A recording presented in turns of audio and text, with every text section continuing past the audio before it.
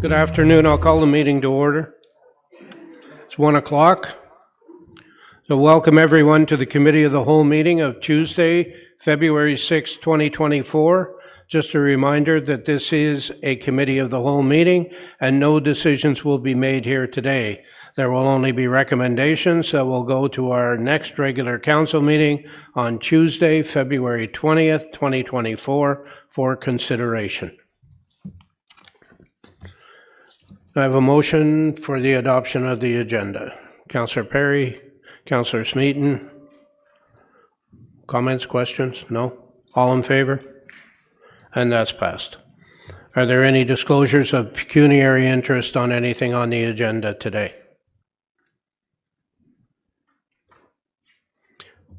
Seeing none, if any arise during the course of the meeting, advise the chair. We'll deal with them accordingly. Moving on to item 4 on the agenda is deputations, and the first deputation is dock spaces.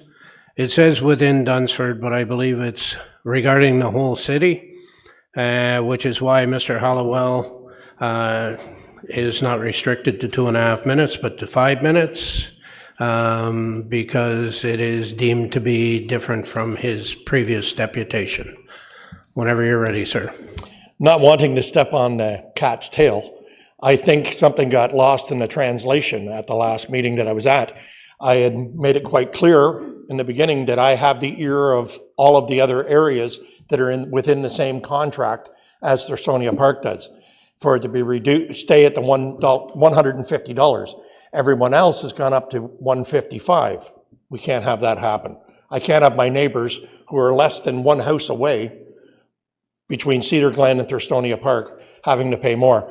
My phone has been ringing off the hook. I've asked them not to bother the mayor. I've asked them not to bother the council member. They've been bothering me. So I'm here today to make sure that wherever this contract is due, that we stay at 150. And the other thing that was lost in the translation is that I had explained that the dock spaces that we pay right now are 150 for the space, and that our administration fee was $125. In 5 years, it's gone up $14.10. We don't know where the money goes. No one seems to be able to tell me where the money goes. It was $1 a foot. I understand that we have to have change. I understand that the town has to have money. We agreed upon the 125. We agreed upon the 150. We did not agree to have an increase in less than 5 years with the dock spaces and the allocation fee. So I'd like to see more than 1 year put on there for a freeze. I'm asking for 20. I'm asking for you to negotiate with me. I'm negotiating on behalf of everyone who has these contracts. I asked them not to phone in. I asked them not to show up here. I told them that I would take care of it. I'd like to go back with something less than empty hands.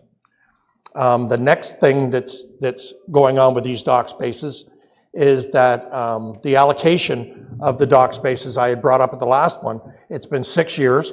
We have neighbors and friends and other families in Thursonia Park who come to me on a regular basis because I used to be on the dock committee, asking, when can they have a dock space? Ron has been working on it, and all we're told is soon, soon. It's been 6 years, it's soon too far. The next thing is there are offices in here with people who make up these agendas who turn around and say, okay, we should go up $5 on that. Let's go up $14.10 on the allocation fee. They bring it here. As council members, you figure, okay, a lot of people have done their job. All in favor? Passed. Let's make it another $14.10. Some of these offices, and I heard it whispered here in this room the last time I was here, without pointing anybody out, there were more than 2 or 3 people who said, some of these offices have gotten out of control. They're passing stuff through council without us really knowing what the facts are. I think that it needs to be explained, and that representatives from certain areas, like myself, I don't think is a big stretch to have me contacted by my council member, the deputy mayor, or the mayor himself to say, hey, we're going to be doing this, we're looking at this. You know, what do you think? What do you think as the people of Thursonia Park? The people of Cedar Glen, the people of Keystone Beach, and so on. I didn't get asked any questions the last time. I'd appreciate if I got asked this time. There's an issue with the plowing. I've drawn a map out for Ron Ashmore a few minutes ago. The new plow trucks that we have in Thurstonia Park, doing a fantastic job. They're putting sand down on the roads. The problem is that, and this happened with Jamie Johnson, that we had to have a lawyer speak to him. They're plowing the snow down to the end of the road, off the end of the road into the lake. There's salt, sand, and whatnot going into the lake, which is prohibited. And also, if there's a dock here, as they come down the end of the street, they're pushing the docks into the lake and damaging them. Now, the customary process is that they brought it down to the bottom and plowed it off to the sides. There's a catch basin on the left side of Viamead. There's a catch basin right there. They plow it off to the side, it melts. There's large front lawns on the front properties of these cottages. It doesn't need to be pushed against the mailboxes. They've snapped off them. One of my people down there, they've snapped off their mailbox and they've damaged their dock. How much time do I have? You probably have a minute and a half, and you're kind of off topic, so. Okay, yeah. No, but it was all concerning the docks, the damage of the docks from the snow removal. I'd appreciate it if someone could look into that for me. That would be great. As far as the dock spaces themselves go, all of my neighbors, I got calls from all of these other areas who've said that the increase isn't justified. I would like to know, I would like to have a statement, a written statement of how, and you all have my email, of where the money is allocated and where it's going to.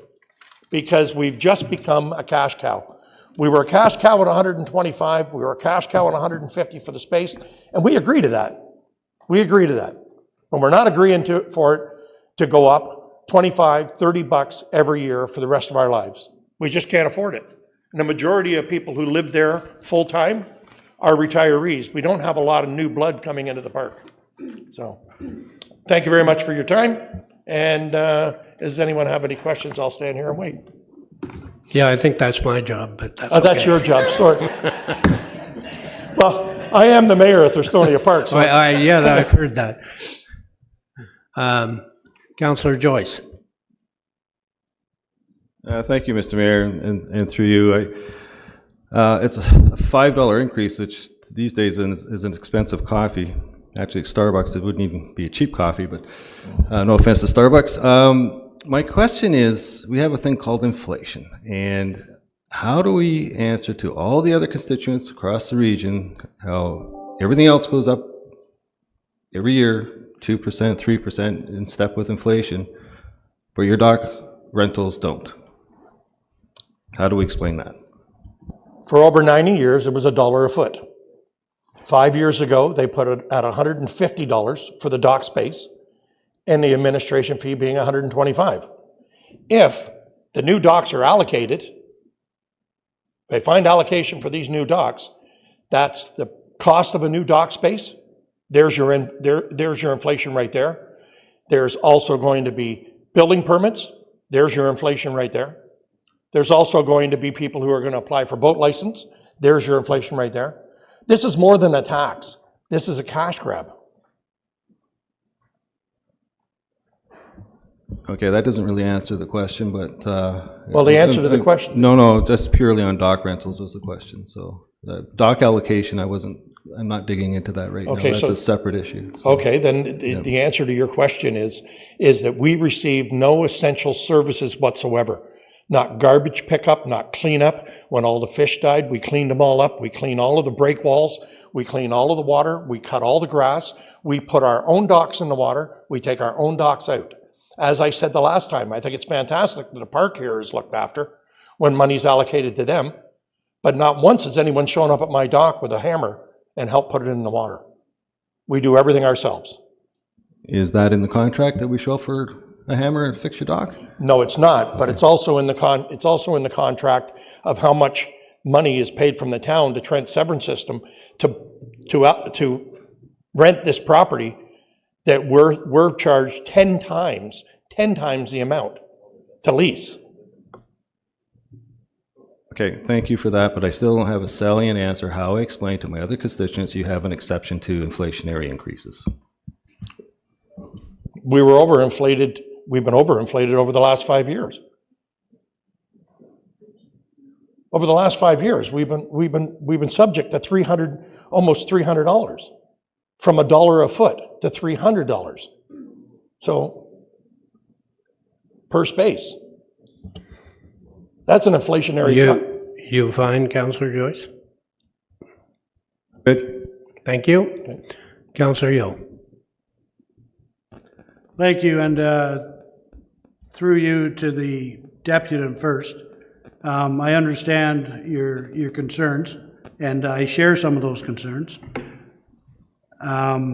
So at the time we allowed these licenses and stuff to go forward, you're well aware that, in fact, there was a chance at that time that you would actually lose your dock space because the city had taken the stance that it was no longer in their interest to have docks on public land. Yes. So that's all good and gravy, and then council decided, okay, we'll do this with the license fee and all that stuff, and you guys agreed to that. We did. Right. So, and I'm all hunky-dory right to that point. My next question is, I guess, to staff, these dock licenses and these dock fees, and I guess they're called, somebody help me, what are they called? They're not leases, they're licensing fees, thank you. So these licensing fees, which take staff time, once every 5 years when they run out, or whatever the length of the program is, the contract, they are subject to our policy for fees. So every year they go up CPI. Am I correct in that? I don't know. Why don't we do it as a follow-up and we'll ask the I'm questions of on- the deputant? I'm on a fact-finding mission right now Oh, I see. for the deputant. Okay. So I just need an answer to that question. They're subject to CPI every year. Director Shanks, you want to end? Through you, Mr. Mayor, to the councillor, that's not community services area. It's probably more of a question for Director Bukovim. We don't manage the docks. Thank you. Sorry, and it's not only the docks, it's license fees across the board are subject to CPI according to our purchasing policy, or our fees policy, sorry? Through you, Councillor, to the Mayor, great question. Yes, the blanket on the fees bylaw is that it be raised by CPI, but then at the same time, subject matter experts are involved and give indication of why or why not CPI may not be acceptable. So in this case, I believe that the solicitor and the clerk's office agreed that CPI was reasonable. So therein, thank you for the fact-finding method. Therein lies my problem and my support for the deputant is this is something that comes up and it's only staff time and it comes up at the end of the lease 5 years down the road. So in that window, the work's been done. So why are these people paying a CPI increase in something that's not going to require any work? It's not a capital expenditure. It's the same as somebody who rents a billboard at the airport. And they do that contract, that lease agreement, whatever you call it, and they do it for a 5-year term, whatever, and every year they're hit with CPI, which I find is not right. And the deputant stands here today with the exact argument that I think we should support, and that these fees should only be looked at the end of the time the rental agreement is done, and not be subject every year to a CPI increase when absolutely no work has been done on it because a contract was signed for a period of time. So with that being said, I'll shut up and let the deputant finish. Thank you. Thank you. Councillor Richardson. Thank you. And on that note, just following up with Councillor Yo's statement, I know you mentioned a 20-year freeze. Can you be more specific with what you're asking? Well, I mean, it's a town. You council members make all the decisions for us, and we appreciate that. We vote for yous. I just wanted to see that I brought up, I'm used to negotiating, so I was just saying we should have a freeze on the dock spaces for 20 years. They have the administration fee. They've already raised it. They're going to raise it again in less than 4 years. They've gone up $14.10 in the first 5. So now they're going to increase it again in 4 years from now. It gets increased again because it falls under the what is that, CPI or whatever it falls under. And as for the spaces themselves that are maintained and looked after, and we receive no essential services, like I said, for them, I had put forward that it be froze for 20 years. There are people who are struggling. We just got over COVID. The other day, I was at the shopping store, and there was an old couple couldn't afford the blueberries. I bought them for them. I mean, we all have helped someone. We've all played it forward at Tim Hortons line. We need some help down in Thurstonia Park. Our roads are a mess. Our sewers are a mess. We never come in. We never say a word. We just wait for the town to take care of it. We have a lot of other problems down at Thurstonia Park. Increasing our dock spaces is hurting us. I asked for 20. I'm looking for a negotiation of some sort within that realm. Councillor Ashmore. Something reasonable anyway. Councillor Richardson, were you finished? Thank you, Mr. Mayor, and thank you to Deputy Doug for coming. And you've been here before, and this topic has been a topic that we've spent a lot of time on, and it's caused a lot of discussion in the communities. It was brought in, I think it was at the end of 2017, so 2 terms before us. I'll just go over a couple things here, and then I'll ask you a question. The increases, Councillor Joyce had asked about. So basically, we've got like 100 years of inflation already built in when they increased the dock spaces from $1 a foot to, could I correct you, or could you correct me, if it's $14? It went from $1 a foot, a linear foot? Yeah, normally to the 14. dock spaces were 12 feet, and they were $1 a foot. Each person had a 12-foot space down there. Some were allocated more because they fell under grandfather laws or when they bought the property. I know I have neighbors who have 18 feet, but it is $1 per foot. It was at one time when it was the police village, and it was looked after by myself and 5 other members.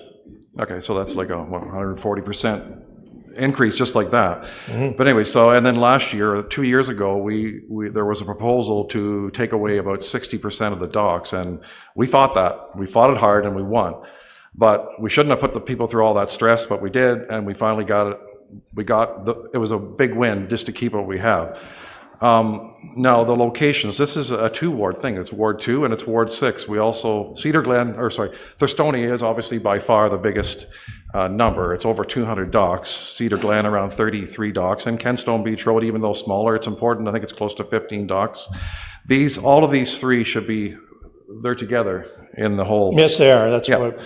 So they're all important, and they all should be treated basically all the same, which we are, and which hopefully we will be in this proposal that will cap these fees. But the other thing about allocating docks, I've been on this for, I guess, about at least 4 or 5 years since I've been here, since the last term, there is approximately, I know in Thurstonia, about 20 to 25 empty dock spaces, and the proposal right now is to make these public mini parkettes. So you would have 25 mini parks, like It's open 24. spaces. Yeah. Some of them are 12, some are 24. And there is a list. I know they say there isn't a list. I have a list that's at home. I don't have it here because of confidential reasons. I'm not going to list the people who live in Thurstonia, who have been patiently waiting to pay to go, to lease that dock, that they want to. There are people, and I can assure you, well, hopefully we'll get some councillors, the mayor, deputy mayor, to come out and meet you and meet people there, just to show them the situation. I'm sure councillors have been there before, but it'd be great to see that. So that's my goal, is to get us out there to see what exactly you're experiencing and what you're going through.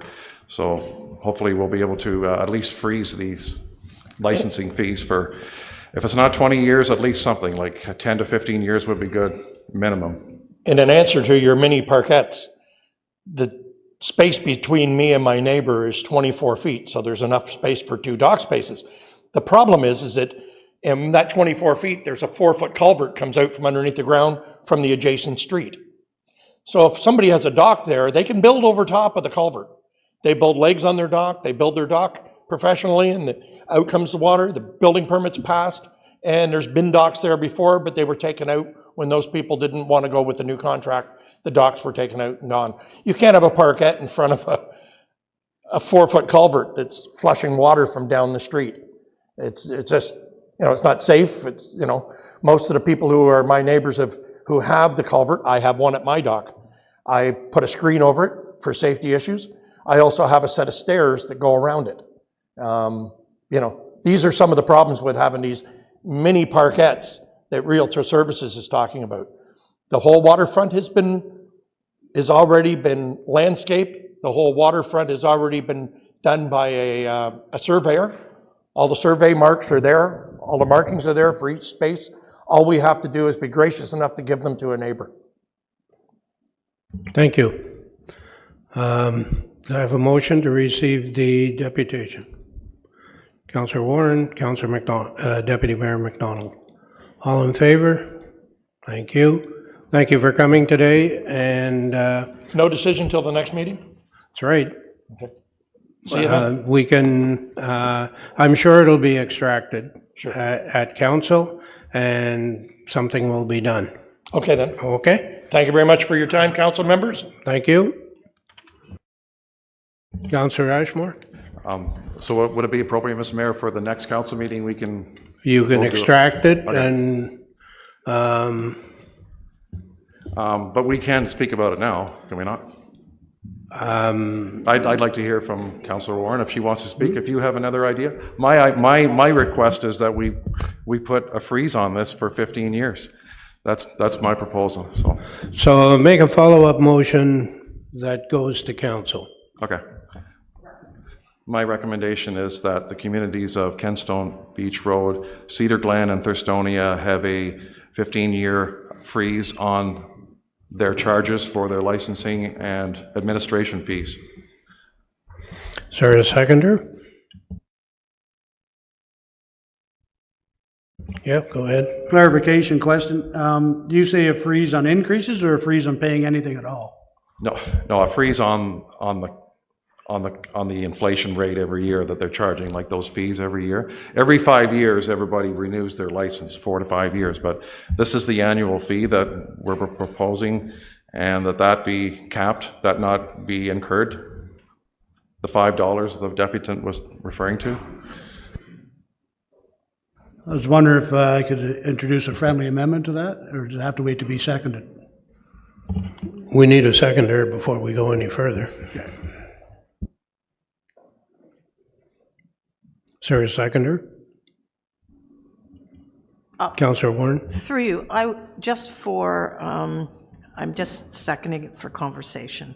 I could make an amendment to that. So just for debate, you can debate it. I think debate should be here at committee, not at council, so that speeds up the process. So instead of having council. What you're going to have is you're going to have a debate at both. So make the motion here and we'll debate it at council. Are you seconding it? Okay.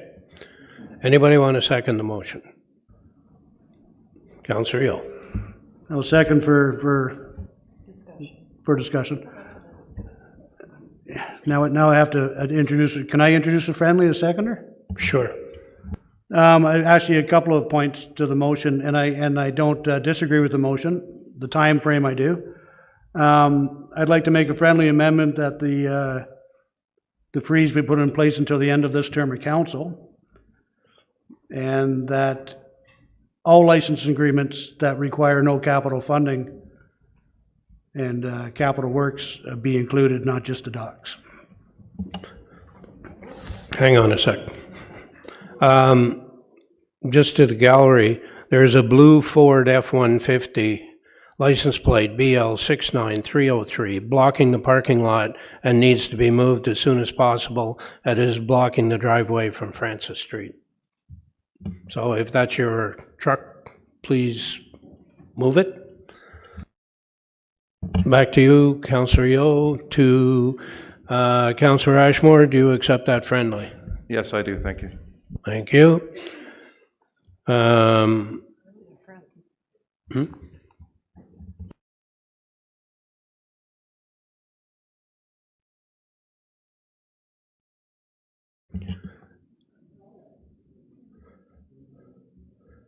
So let's hear the motion as you envision it, Councillor Yeo.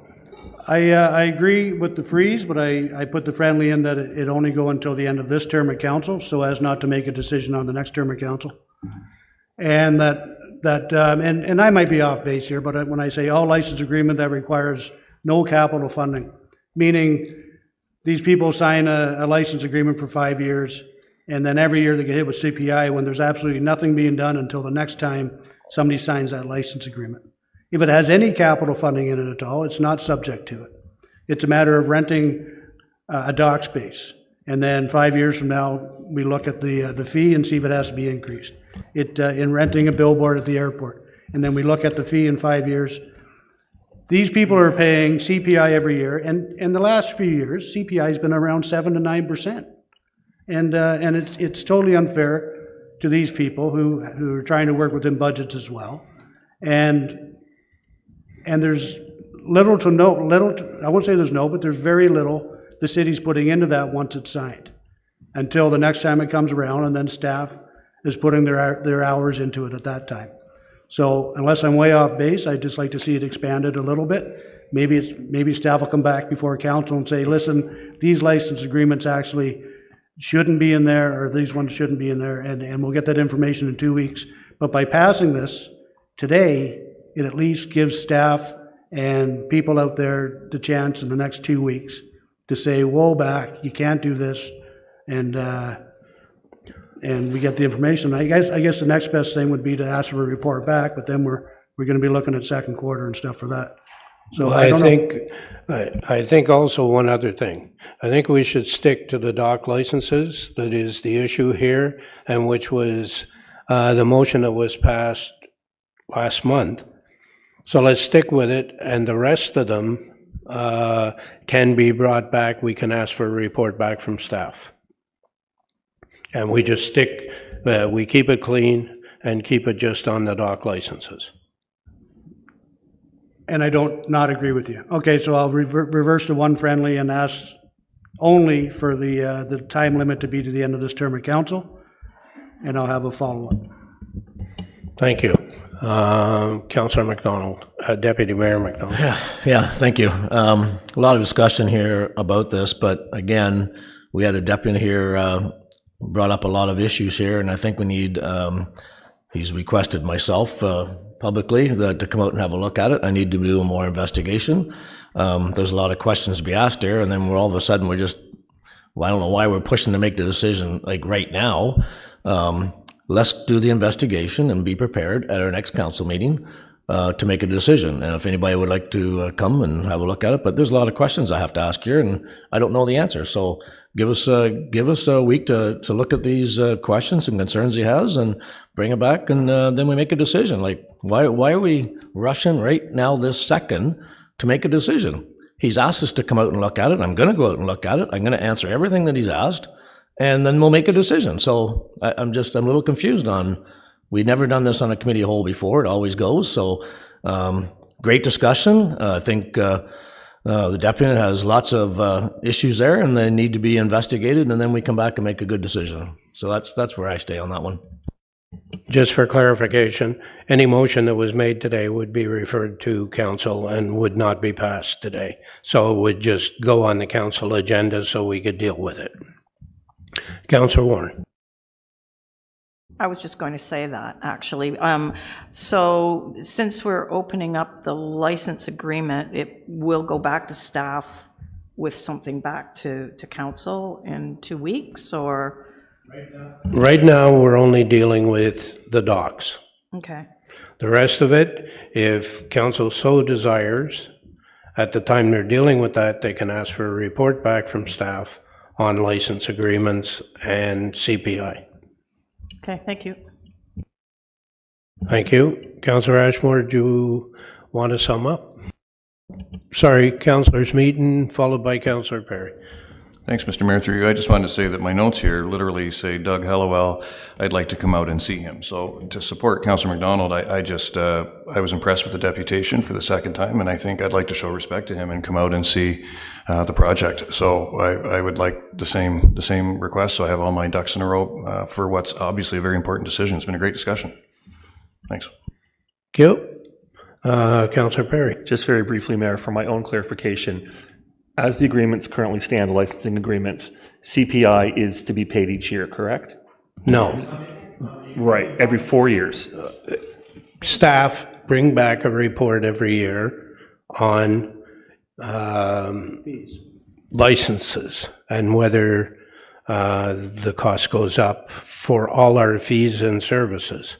So it may be that 1 year it doesn't. It could be it could be 3 years in a row it does. It's not But there is a clause automatic. in the licensing agreements that permits that, correct? Yeah, and that's why we're going to deal with just the dock licenses, and then if it's council's wish, we will look at all the other license agreements. Okay, thanks. And just very quickly, I'm wondering for our due diligence, do we know how, if we were to pause the CPI increases for the rest of the term of council, that's 2+ more years, do we have an idea of the financial impact that would have? So we have the data and figures before us. I'm not sure. I know we heard cash cow be used, but I'm really not sure, what the actual figures would be. Even an estimate I would find helpful, just so we have all. I wouldn't want to make a decision without knowing, financial impact as well.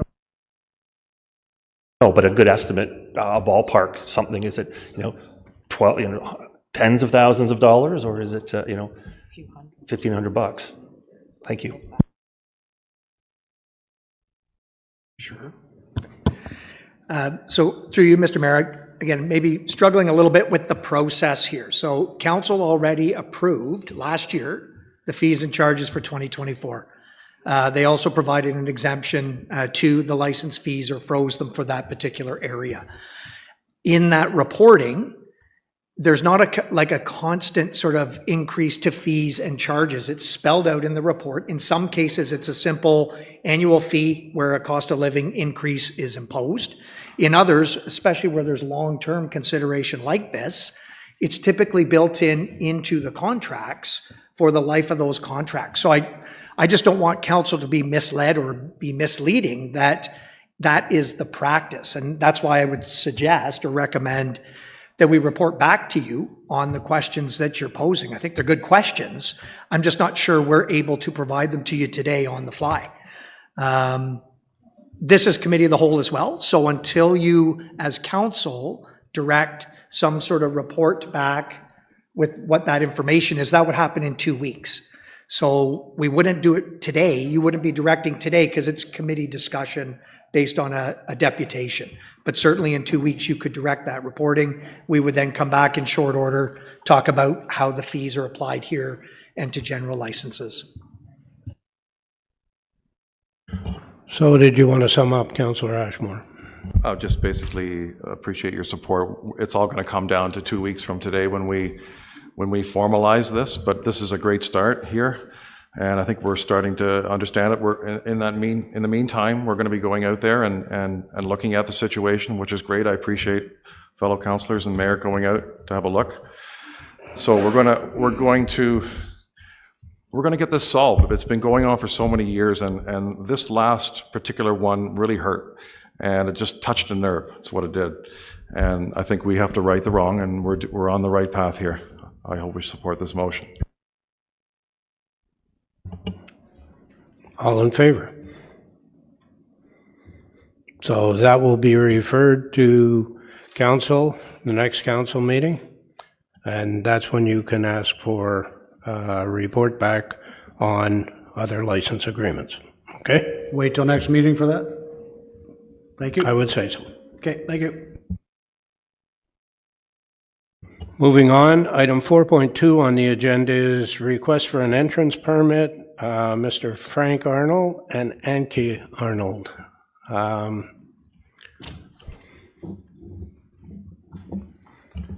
Welcome, and you have 5 minutes. Dear members of the Committee of the Whole, in November 2021, we, Faro Ltd., bought the property at 0 Harvest Road in Dunsford, a dead-end road served by the City of Kawartha Lakes, for the purpose of building a new home. Being very familiar with the building process, we did our due diligence before finalizing the purchase and asked the city, A, if it was an unassumed road, given that it was dead end.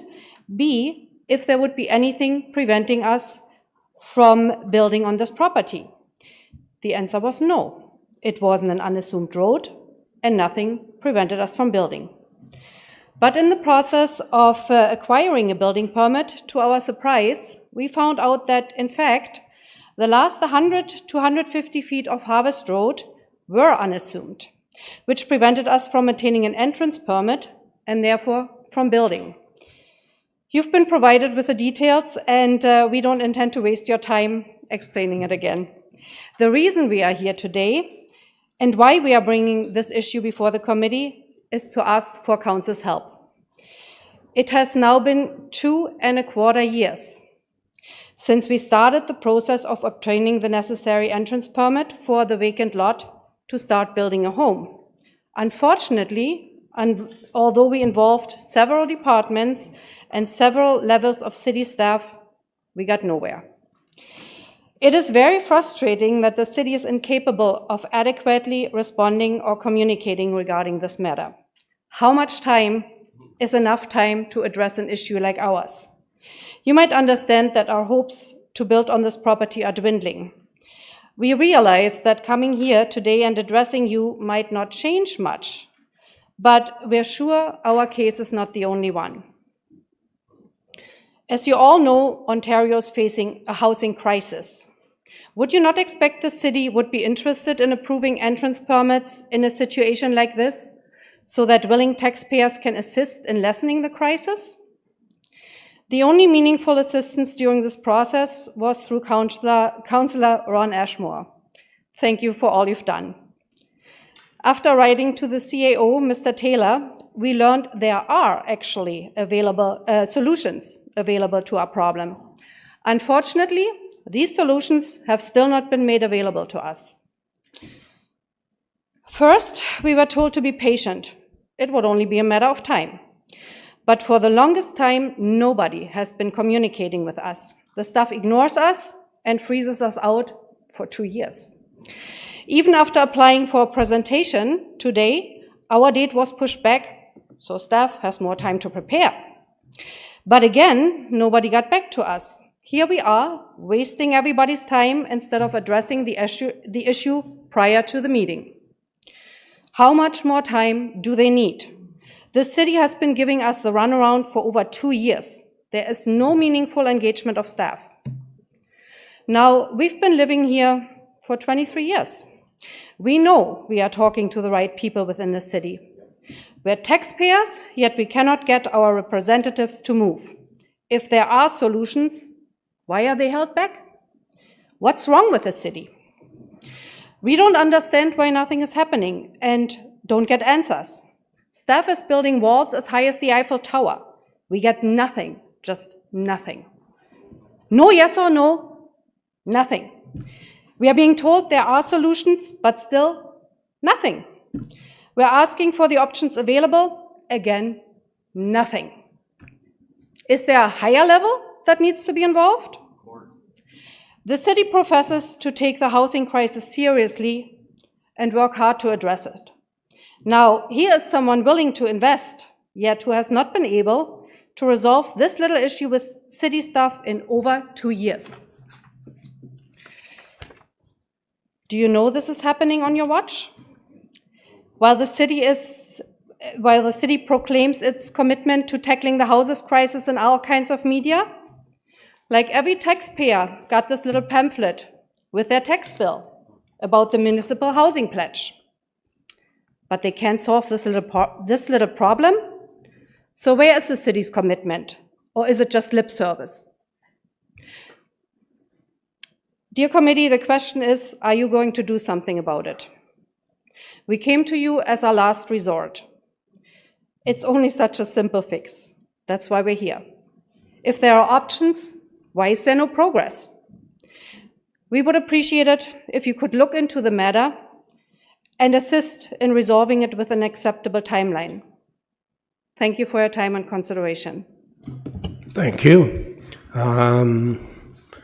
Let's get a motion to receive the deputation first. Councillor Perry, Councillor Yeo. Are there questions? Councillor Joyce? Yes, thanks for the presentation. Have you received a permit from Kawartha Conservation?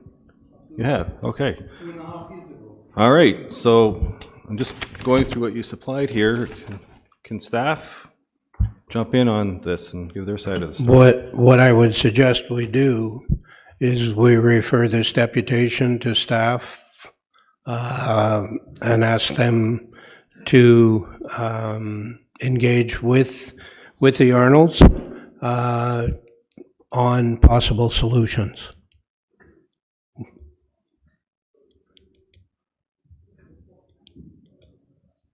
So the same as always. Yeah, I'm just trying to understand why, we can't, what's stopping things here? Go ahead. Yeah. So through you, Mr. Mayor, and it was mentioned in the deputation, we did do a response prior to the holidays with the options that were available to move forward. Council has a policy on unassumed roads versus assumed roads. You have to have a lot to front on an open and maintained road in order to get a building permit. And that's a zoning bylaw requirement as well. So one of the options is for the Arnolds to pursue upgrading the road to a municipal standard, and then the city would assume it and maintain it sort of ongoing. That would provide the legal frontage. So I commented on that as one option. It's there, it's available. I don't know what the cost would be sort of overall. That would be something that would have to be considered. The only other option would be to purchase the road allowance. And we committed to reviewing that as an alternative option. But as you can appreciate, we wouldn't want to offer that solution if it was going to negatively impact other properties that were surrounding the unassumed road. So that's what we committed to reviewing recently, and we continue to be committed to do that. There's really no other options. Again, right now it's a vacant lot that fronts on an unassumed road allowance. So it doesn't have legal frontage according to the zoning bylaw. May I speak? So we are aware the options are available. What we're looking for are that these options being offered to us. 2.25 years. I need a timeline. I need someone to commit to say, okay, next week we're going to have a call, we discuss it, and we resolve it. Because we understand that things have changed. We were in the unlucky position that the bylaws have changed in the meantime. And there is no signage or God knows what to advertise the unassumed road. And even if we ask staff beforehand, before we even made the purchase, because we know our stuff, it wasn't unassumed. Suddenly it's unassumed. Suddenly the bylaw changes. And here we are 2.25 years later, and these options are held back. There's nothing. We need a resolution, not just further delay and we're doing this and we're doing that. I know, Mr. Taylor, you've been kind enough to get back to us. And that was the first time that we learned of those solutions because staff hasn't communicated those with us. But ever since, nothing. We're coming to the presentation, we're being pushed back for that reason, because you need more time. So when does it stop? When was it enough time? When is staff ready to help us? Please. That's all we're asking. We're not unreasonable. We're not here after 4 weeks. We're here after 2.25 years. How much more time, people? We're not unreasonable. I hope everyone agrees. Yeah. Thank you. Appreciate it. Councillor Perry. Thanks very much, Mayor, and I'm just very sympathetic to your plight in this regard. A couple of things. CAO, you mentioned there are two options. Contextually, though, this began, my understanding is that you had misinformation from the very start. Is that correct, about this road being assumed? Yep, which cost us. I mean, the lot isn't cheap and we keep paying taxes. We've never complained, but we keep paying taxes for nothing because staff gave us the wrong... We would have never bought that property. We knew it's a dead end. We were looking into it. We weren't buying it blindly. Right. And we were told it's not an unassumed road. And so I would think. Now you turn around, oops, I it would is. just think in that context, there would be some special consideration or some exceptionality within those two without That would be a wonderful. third option. Just- given yes, please. how this began erroneously. And Yeah, it's staff's fault, we were misled. and second, well, let's talk about that then more, because I think there's a context in which these things happen. And I just find the Arnolds aren't alone. I've had correspondence with the CAO, with Director Barry, hearing more and more about these kinds of delays. And there's a systemic issue here that I think perhaps we should, as council, should be seized of moving forward in the spring. But perhaps I'll give it over to the CAO today to just wonder about this, the possibility of some exceptionalism or some special circumstance, given where this has allegedly arisen from erroneous information at the start. Thank you. So, through the mayor, I guess a couple of things. I guess firstly, I don't agree or see this as a systemic delay. This is a specific circumstance that's guided by approvals and zoning and so on. And if council would like to understand what due diligence was done before, then you can request it and we'll bring it forward through to council. I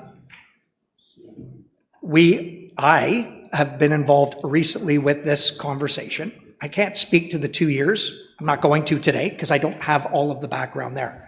But what I do know is that there are established council bylaws and council policies that are guiding development, inclusive of this lot. If it's alleged that the misinformation was frontage on an unassumed versus an assumed road, we can review that background if you wish. But we know that it's an unassumed road. The bylaws didn't change midstream. So we're conveying back the option if the deputant wishes to build on the property. It's not a delay of issuing an entrance permit. We can't issue an entrance permit on a lot that doesn't front on a road. So it would have entrance to nothing. So again, I don't see it as a systemic sort of delay issue in this case. But certainly we're committed, and we have been committed to providing options. You have a policy. The deputants could apply tomorrow to upgrade the road, go through the necessary process, and then we would assume the road formally. So there is a prescribed process there. What the messaging was from staff over the last while was, we have an obligation to be part of that assumption process, and we're reviewing the policy overall to recommend roads that would be eligible for assumption. That was the request for some patience in sort of reviewing that, but it's always been there. The only other option that I provided and committed to reviewing for additional information, because it's just a new option, was the potential to purchase the road allowance. They would then own that property. They would have frontage on the assumed portion of Harvest Road, and it may be an option. But I'm saying that with a caveat that we need to do our homework. We need to make sure that we're not imposing anything or any access on other properties that are at that dead-end road. So again, I'll just leave it at that. I responded it over Christmas time. We're prepared to give that option a go, and we'll see where it lands. May I answer again?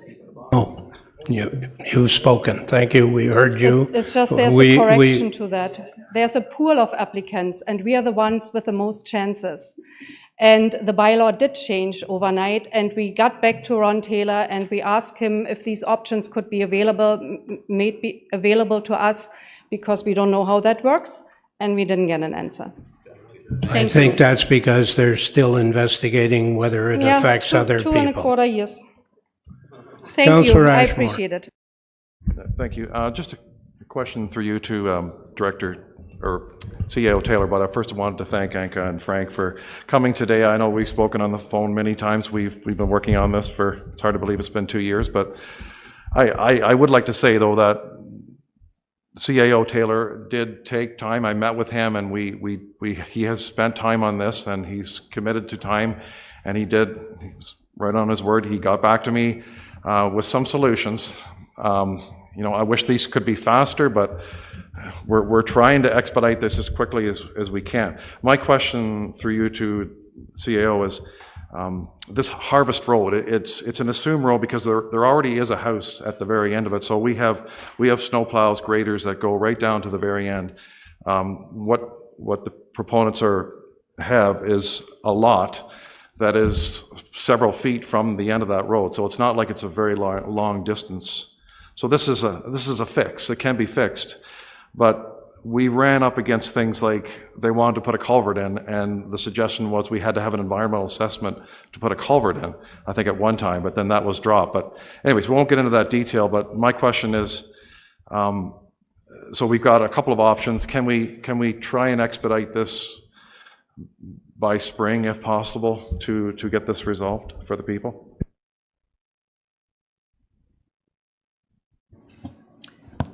So through the mayor, so the option for purchase of the road, we will have sort of guidance well before spring. Again, we're just committed to looking at it in the last month, and we'll do that option. We will review that. The other program review, where we're looking at unassumed roads in general and what is the requisite process attached to that, and it was inclusive of what you mentioned, EAs, and what the city would have to do to prep and prepare those. I believe that's coming forward later in the spring as citywide review to that policy. Okay, thanks. I think just people just want to have a streamlined approach to how they can get things done. I know we're working on it, but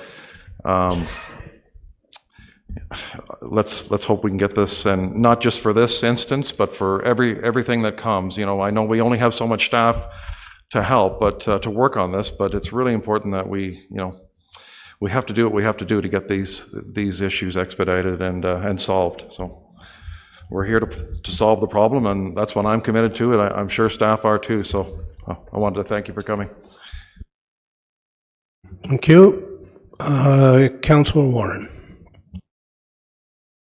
Through you, Mr. Mayor. So looking at the map, we have a portion that's assumed and a portion that's unassumed. Is that correct? Okay. So. The back end is assumed. Okay, thank you. We'll have to. The middle part's unassumed. Yeah, the middle part is unassumed then, yeah, this part too. Okay. Yeah, okay. And if I may say so, the snowplows, they turn there already, and we are just really been asking to extend the driveway to the spot. Yeah, he is better at this, to that spot. We're talking about a simple fix, because it's really not much space, and like I said, we are in this pool of people in the same boat. We are the ones with the biggest chances, and Leah Barry has been wonderful, but at some point she didn't get back to us either because she didn't have anything. I get that. Thank you. Thank you. Councilor Yule. Thank you, and through you, and a question for CAO, just on that last comment the deputy made. And I'm wondering why, and in the past it has happened, why something as simple as extending the driveway to the road via a easement or a right-of-way over city property to that wouldn't be a solution in a case like this, where they're totally responsible for upkeep and an extension of their driveway and a legal easement, and that is form part of the easement. So why isn't something like that, which has been done in the past, not available at a time like this? Through the mayor, good comment. I mean, it's been used rarely in the past, and I appreciate that. It does require more than just an easement. Again, it's an unassumed road allowance. It's public land, so we would have to process it through council as to what your desire is.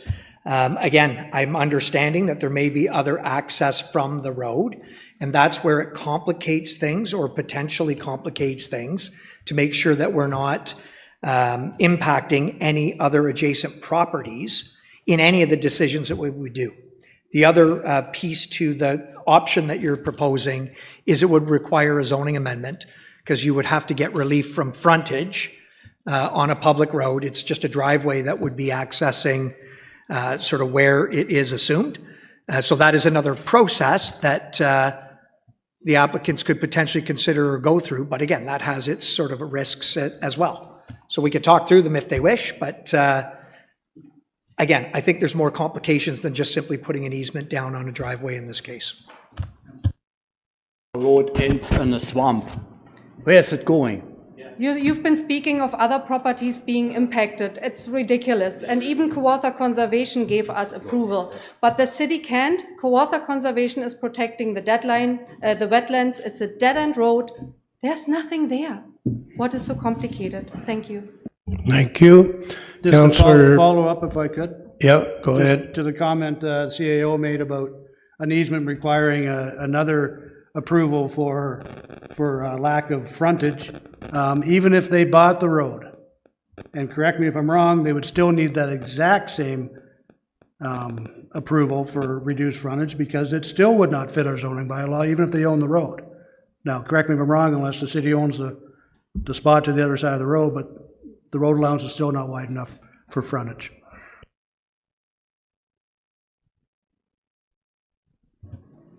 Through the mayor, again, I'm really just giving them advice on the process. That would be part of the review. If, again, at this point, I don't even know what the resultant frontage would be if they purchased the land and what the frontage requirement is, quite frankly. But yes, if that was another process in the consideration of purchasing the road, then yeah, we would advise accordingly and they'd have to go through that process as well.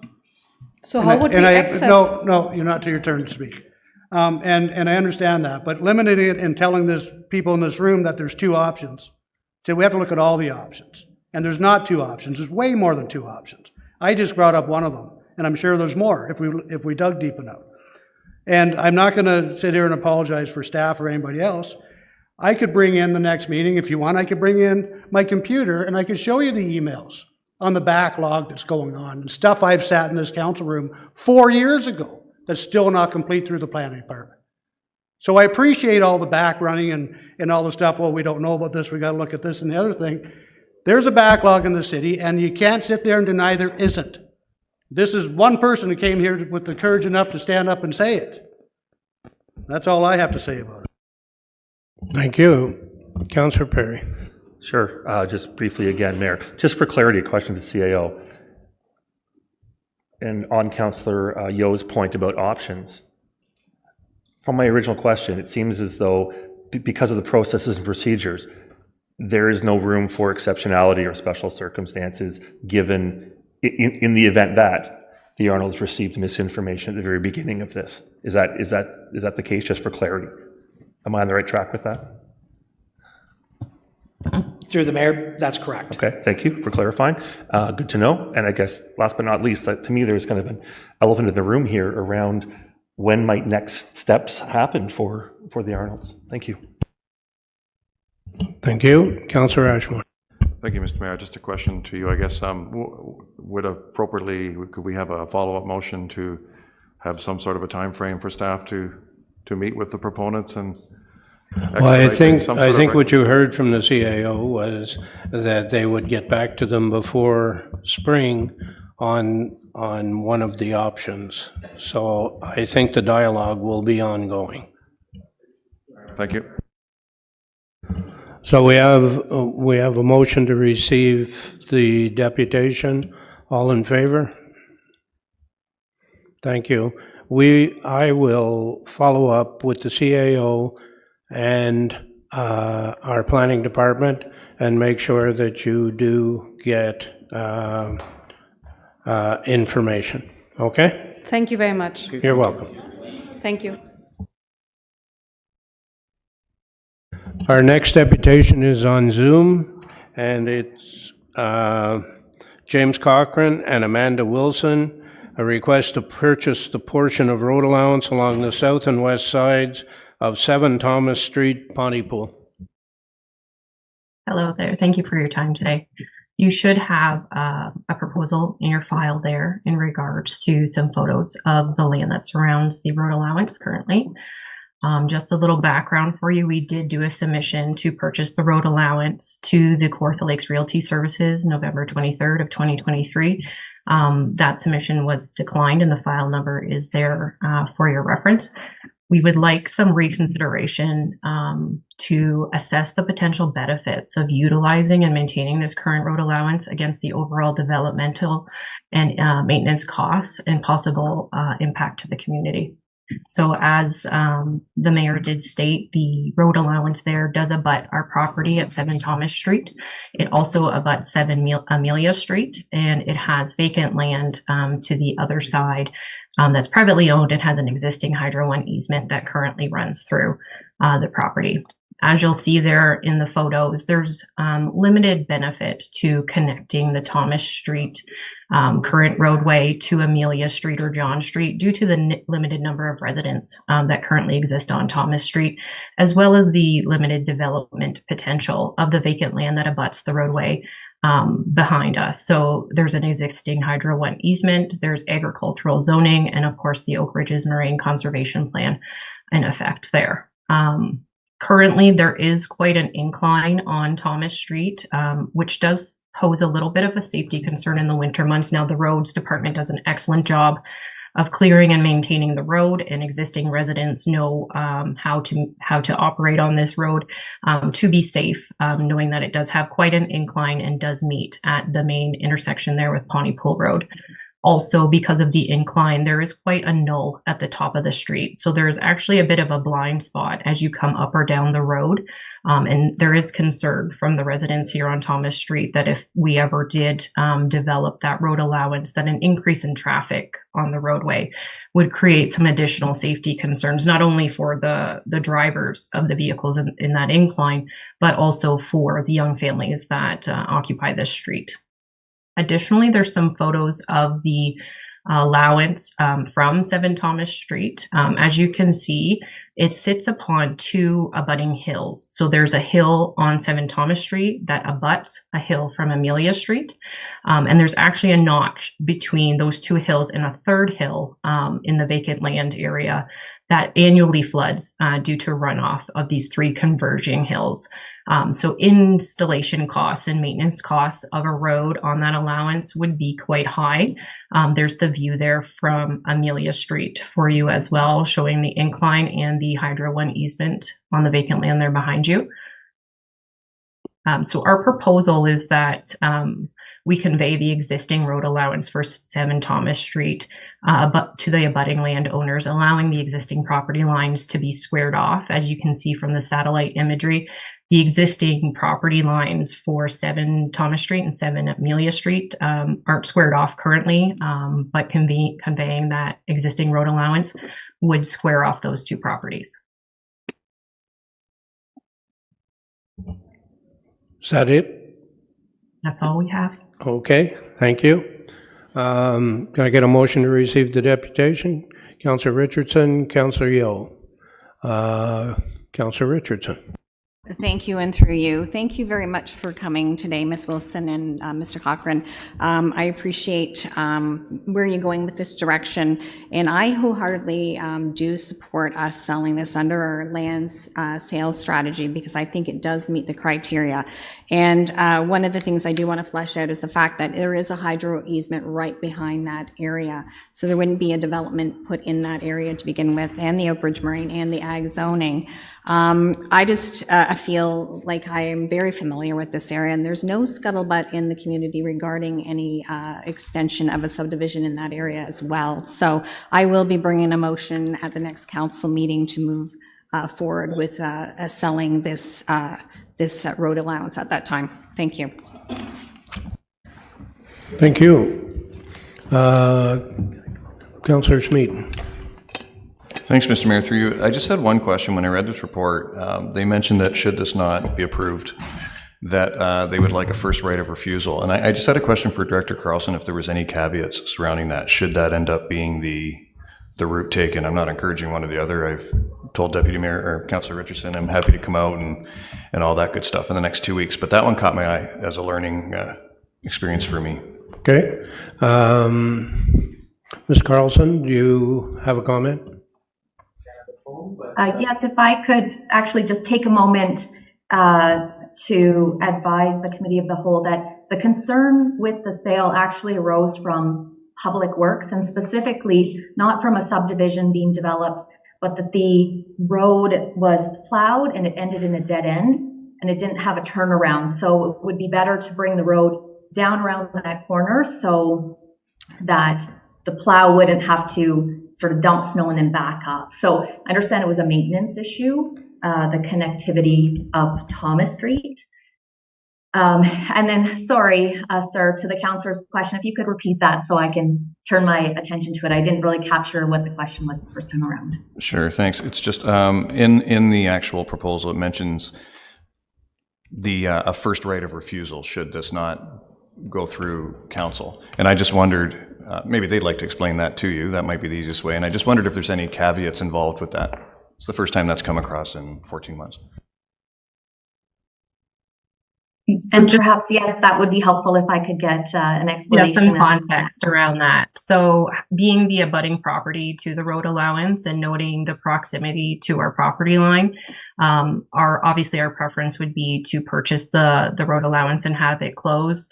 But if that was a decline, just to have the option to whoever owns the home at the time, that if the land was to be, the allowance was to be closed in future for other reasons, that the homeowners be given the first right to purchase the abutting property, which now I understand is most likely what would occur, but we were just trying to make sure that it's not sold off to a third party, and that the abutting properties have the first right to that road allowance if it's ever closed. Okay, and I do understand that, and I don't have concerns with that being a reasonable alternative if it was shown to be that the city didn't need the road for connectivity. For example, if we were able to get a turnaround installed within the right-of-way where it ends currently. Can I say something at this point? At the present moment, what does happen is the plows do come up and they push the snow to the end of the road.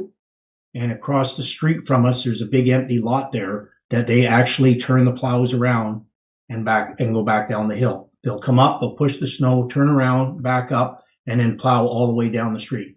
So it's not a safety issue. The guys do a fantastic job. They're very conscious of people being around if they are out there. So there is essentially a turnaround. There is a turnaround that is being used at this moment. I don't know the history behind it. I just know that it's there. You fine, Ms. Carlson?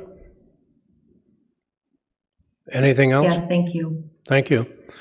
Councillor Yo. Thank you, through you, Mr. Mayor. I'm looking at the overhead map, and I see the Thomas Street abutting your property it's in the shape of an L. And then the Scott Street obviously comes across and it abuts both your property and your neighbor's property. So I'm wondering what the urgency of buying the Thomas Street right-of-way is, and not just the Scott Street right-of-way that comes to the back of your property. Well, there is not really an urgency to it. We would just like to elect that option if it's there, noting that the proximity, the L shape there kind of surrounds our property currently. And also there is the concern, like we said, of the Thomas Street community, that if that road allowance is opened up, whether straight through, there's been talks, and I don't know how relevant it is, that road would just be extended straight through if Highway 35 South was ever extended and put pillars down it, that would be extended through the vacant land that's there, or extended over to Amelia Street now. Yeah, and I thank you for that. Just seems if you bought Thomas Street, it would cut off any connectivity for the property. I guess that's to the east, for future development, and that's that big block over there with one house on it. And I see no problem in buying the Scott Street and those two properties coming down because the hydro line's there. I do question the Thomas Street one because it was dead end, a road that in the future could be used for development purposes on the left side. Can I jump in? Can I jump in for a second, please? Are you saying you're more open to us purchasing all of it? No, no, right around over? Not the Thomas Street part, but the Scott Street part, I see no problem in. But it's the fact that the east or the west side of Thomas Street then is potential development in future? I just looking at a map, I don't know if it is or not, but it's a big block of land there with, Yeah. it looks like one And, house. and maybe Councillor Richardson could speak to that, knowing the area a little bit more familiar. But there is a lot of agricultural protections or zoning in that area, and also with the Oak Ridges Moraine over top of this area. The chances of development, particular to the vacant land at the back, which is a larger section, there's only one small open lot currently that is right at the corner of Pontypool Road and Thomas Street. It's privately owned, and there is no speak within the community of it being developed in future. Thank you for that, but this is Doug Ford's Ontario, so you never know what's going to happen tomorrow. Thank you for that. Thank you. Councillor Joyce.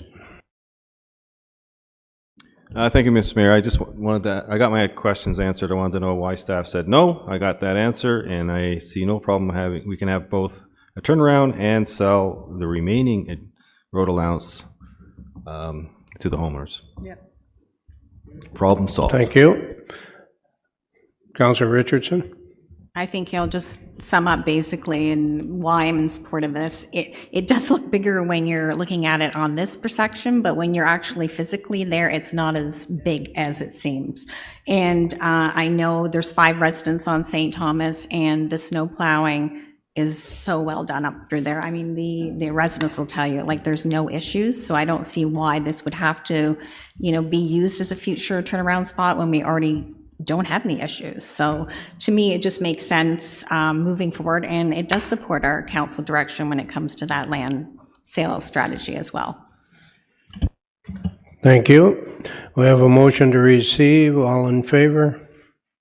And that's passed. Thank you for coming today, and I believe Councillor Richardson will be doing something at the council meeting 2 weeks from now. Thank you for your time today. Thank you very much. Thank you. Moving on to 4.4, Mr. Gene Balfour talking about energy security, and you have 2.5 minutes. Thank you, Mr. Mayor, and good afternoon to everybody, including council. Last September, I delivered a deputation on energy security, at which time I described some of my concerns, and I made a few recommendations. I had not heard back at all. It's been 4 months. And during that period of time, I thought maybe council had considered this recommendations, but to my surprise, I've heard that there's at least one city councillor who's continuing to promote policies that are jeopardizing the energy security of our businesses and our cities. So it could be more, but as far as I know, there's definitely one. So I'm concerned about it, and that's why I'm raising it again. So energy security to me refers to the cost and reliability of energy to everybody. Nuclear fuels and fossil fuels are superior to green energy on both counts. And that's well known in Germany because they adopted green energy policies a number of years ago. And just have to look at the internet, you'll see all kinds of problems that came out of those decisions. So we know that green energy is expensive, and we know it increases the cost of food, transportation, heating of our homes and our businesses. So I'm adding new information today. I was talking to a councillor who said that councillors often rely on surveys, public surveys, to get an idea of what the public wants. So one survey I was told about said that 85% of the people who answered the survey claimed that climate change was a serious problem, or was a problem, and 10% of those was a serious problem. The surveys, as you all know, they can be biased. It really depends on who commissioned it in the first place and who paid for it. So what I did, the advocates of civil society, some of my friends here, we commissioned a survey, and the commission was done without any payment, no cost, because it was done on Twitter. And I'm going to give you the results of the survey now, so you get an idea of what we asked and what the responses were. So it basically asked the question of rank the following 3 policies in terms of what you consider to be serious issues you'd like your city council or your governments to address. And one group, for one of the people who ran the survey, he had 714 responders, and the other had 218 responders, so that's nearly 1,000 responders that we have information from. So here's the results.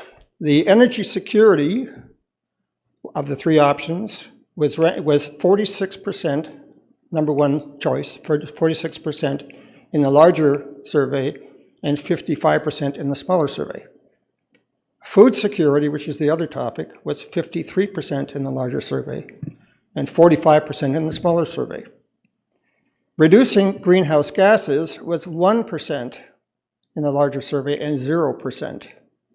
So 1% of the respondents out of nearly 1,000 claimed that capturing and controlling greenhouse gases was an issue. I'm going to run out of time. What I've got is I've got more recommendations that I was going to suggest today, but obviously you're going to curtail that today. So I got a few things I'd like to speak to. So if one of the councillors would be kind enough to ask whether they would like to hear the rest of this deputation, I would welcome it. Thank you. Thank you. And we received your correspondence, and it has been circulated, and it is part of the public record and part of the agenda package. Okay. I have a motion to receive the deputation. Councillor Joyce and Councillor Smeaton. Councillor Ashmore, you had a question? Yeah, thank you. Through you to, this is a question, a comment, through you to Mr. Balfour. When you talk about energy security, obviously it's a national and it's an international and it's a local issue. What sort of local issues would you think would be the highest priority right now? I think local or Canadian issue, as Canadians, we see the energy sector, which is so vital to our survival, being threatened every day. What are your thoughts on that and how it's going to affect our livelihood, our lives? Well, thanks for asking the question, because that leads me into being able to talk about some of the proposals. But one of the ones that I'd like to raise right up top, of course, is the one that there was a moratorium that was put on a pipeline that was going into to Bobcaygeon by Enbridge. And there was one of the, I'm not sure which one, but one of the radical environmental groups was lobbying to win that case, and that's why they did up as a moratorium. So what it does is that people in Bobcaygeon are not going to get access to the kind of fuel, the reliability and the cost of fuel that's going to help their businesses and heat their homes and otherwise. But that's just an example. And in fact, you may even know more about that than I do, Ron. But at the same time, I'd like to talk about some of these ideas, because I think these are the things that I'd like you to hear about. So the first thing is, I would like to hear, since I didn't get a response 4 months ago, I'd like to hear city to declare food and energy security to be a top priority over policy decisions that involve the climate change crisis theory, and it is a theory. And the goal here is to let every CKL citizen, everybody in this room, everybody in this city, to understand where our city council stands on the topic, and also to get a good understanding that you're listening to what our concerns are, that we don't have to wait 4 months to find out how you think about these things. So that's the first proposal I'd like to make. It's a declaration. The second is to actually hold a town hall meeting on this topic. We'd like you to hear from not just me, but other constituents who are equally concerned about the cost of living that comes from these policies and our energy security. It's a very, very important topic. And if you're going to pick a town hall for any topic, this is one that probably deserves more attention than probably any other one we have right now. So I'm recommending that, and I'm also asking in that town hall, council state its strategy to reduce the risks and ongoing harms that are associated with these policies and with this energy security issue. So that's the second proposal. The third is to reject every and all deputations that come to you that make scientifically unsubstantiated claims about climate change threats from CO2 and greenhouse gas emissions. If they're scientifically substantiated, accept them. But if they're not, the goal is to prevent you from wasting your time and the city's time on considering ideas and policies or suggestions from the city that are not substantiated by fact. It will be in the best interest of everybody. Finally, to be more accepting of proposals to improve energy security. By the way, there wasn't finally, that's the next one. Improve energy security. Now, if Enbridge wants to put together a proposal, or any other organization that wants to put together a proposal that will directly improve our energy security, We need to hear about it. We need you to be open to it. There's a lot of ideas out there, and they don't necessarily have to only come from the government. They can come from private actors as well. That just refers to the Enbridge conditions. So the next one was, I would like to see that you actively lobby the provincial and federal governments on our behalf. You're our elected representatives. You have to live by a lot of those rules, so maybe you don't like those rules either, and maybe you can step up on our behalf and say, look, the constituents in the city of Kawartha Lakes are suffering under your policies, so we want you to change those policies, so be our activists for us. A good example would be to publicly pledge to axe the carbon tax. Publicly pledge it. Let everybody know in the city that you are in favor of policies that will improve our energy security. I leave the best for the last, and that is, I would love to see an Energy Security Sovereignty Act for the city of Kawartha Lakes. It's a wild idea, but I want to put it out there anyhow. The idea behind that would be to establish a decision-making autonomy between this city and the province, and the federal government too, that says that we can make our own decisions on our behalf. If you want to impose some policy on us, just like Danielle Smith has done in Alberta with the Alberta Sovereignty Act, she's put a firewall up, and she said, if your policies coming from Ottawa are not in our interest, then we're not supporting them. We're not going to enforce them. We're not going to do it. We have sovereignty.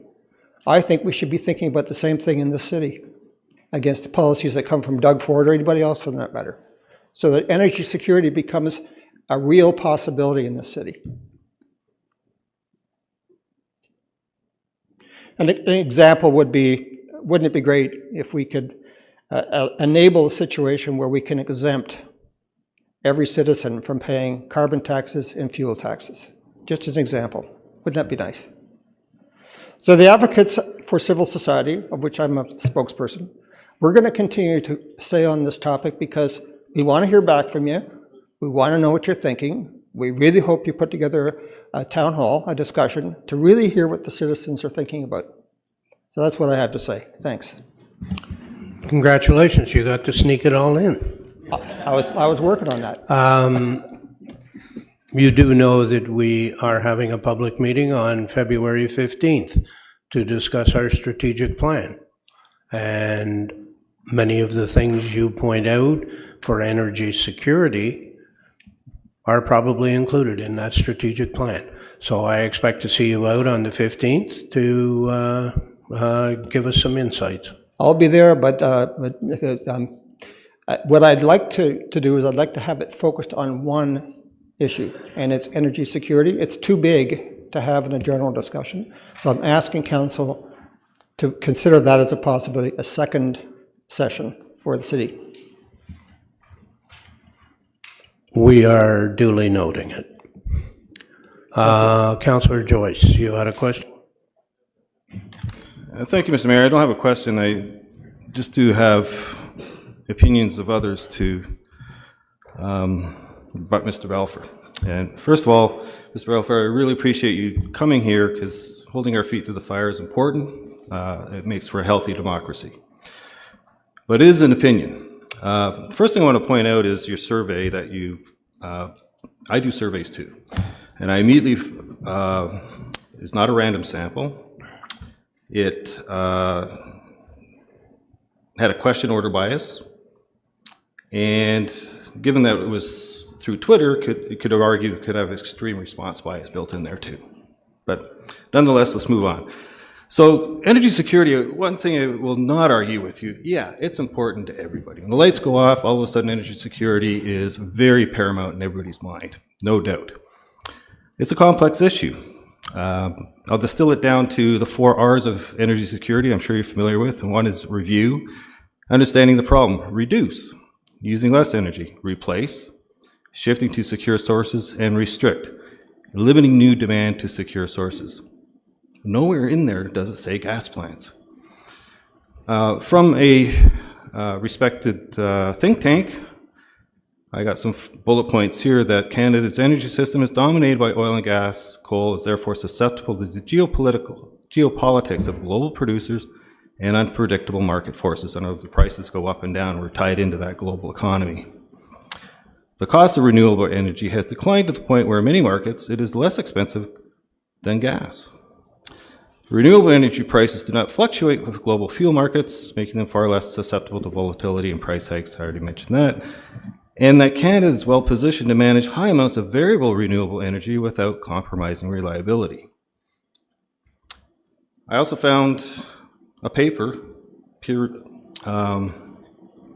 is a peer-reviewed paper in a scientific journal, and went through all kinds of points there, but it summed up that given the relationship between energy and climate change, it should not be surprising that the 4 Rs can also be applied to energy-related climate change policies.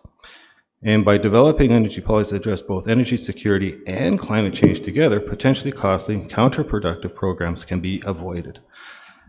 One thing about climate change, you can't argue that it's happening. The argument is what's causing it. Climate change is definitely happening. What's behind it? And I'll conclude with a paper. This is from the Ottawa University. I think it's a PhD dissertation. Again, it talks about the geopolitical considerations surrounding energy affect Canada because of its high integration into global energy markets. Again, the fluctuation of prices.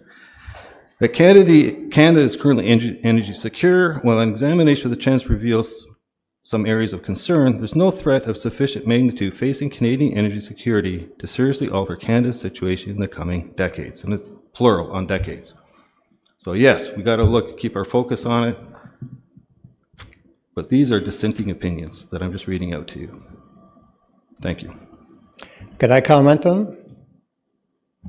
You did comment. No, can I comment on what he had just expressed? No. Why not? Yeah, this is not a debate floor. I just wanted to... Well, no, you basically rebutted everything I just said, and you didn't even give me a chance to speak about it. Because there are things that you were saying that I would disagree with, and the sources of your information I would disagree with. We're not here to have an argument.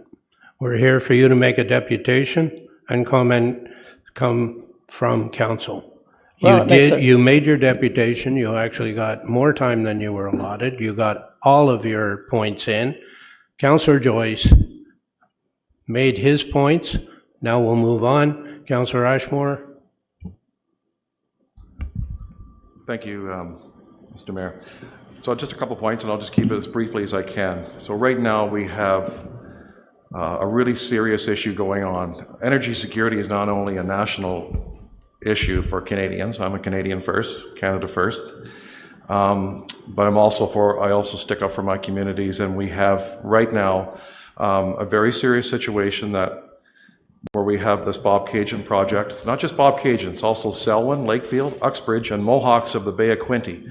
Their projects have been put on hold for the natural gas, and because of an environmental group called Environmental Defense. Now this really concerns me and a lot of other people, businesses, and thousands of people, not just in my ward, but in other wards, especially in Bobcaygeon. I'll just read you one thing. City Kawartha Lakes and surrounding area residents are missing out on the opportunity to choose cost-effective, I can't hear other people talking at the same time.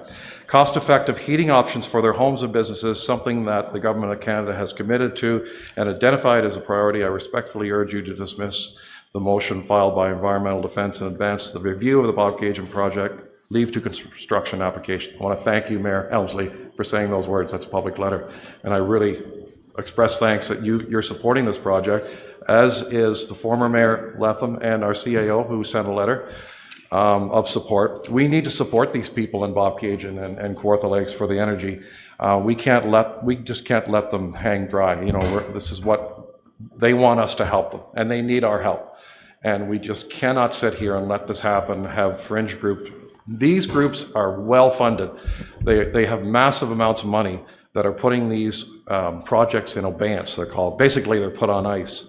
So our energy and the future growth of our communities are at stake right now. So I think it's a really important topic right now, energy, especially to our local energy. We may disagree on climate change and other things and other important matters and energy and where we get our energy from, but the thing is, we can't let these major projects just die on the table because we have to fight for them. And I know we're fighting for them, a lot of us are, but we need to be united to help our neighborhood. So that's where I stand too. Thank you. We have a motion on the floor to receive. All in favor? And that's received. Thank you for coming today. Thank you.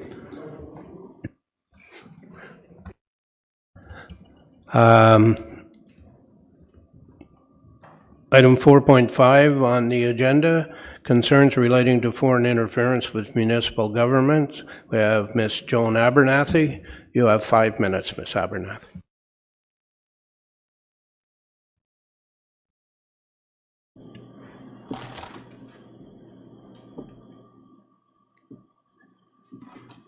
Hello, Kawartha Lakes.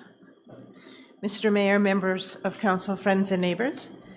I'm Joan Abernathy. I'm a retired academic. I've lived in Lindsay for the past 20 years, and I want to petition you today about the threat to municipal integrity posed by foreign and domestic corruption. Municipal corruption, it's a criminal offense under Section 123 of the Criminal Code. Any municipal official who accepts from anyone a benefit of any kind in exchange for a vote for or against any motion, and any member of the public or municipal official who lies to council to influence a vote is guilty of municipal corruption. It's a crime, even if no one cares and everyone turns a blind eye, and believe me, no one cares. But the reason that I mention it and the small acts of corruption matter, apart from alienating public confidence in good government, is that they compromise everybody who's involved, members of the public, officials, elected people, and make you more vulnerable, all of us more vulnerable to other kinds of corruption, and you know, it can create kind of a culture of corruption where it's sort of more normalized than sort of saying, no, I won't support fraud. For example, that's just an example, I'm not making any allegations. According to the Canadian Security Intelligence Service, foreign interference is incrementally weakening our democracy. It uses secrecy and deception to influence policy making, public narratives, and civil society. Foreign interference networks are active throughout Canada at all levels of government and deeply embedded in Canada's political and social fabric.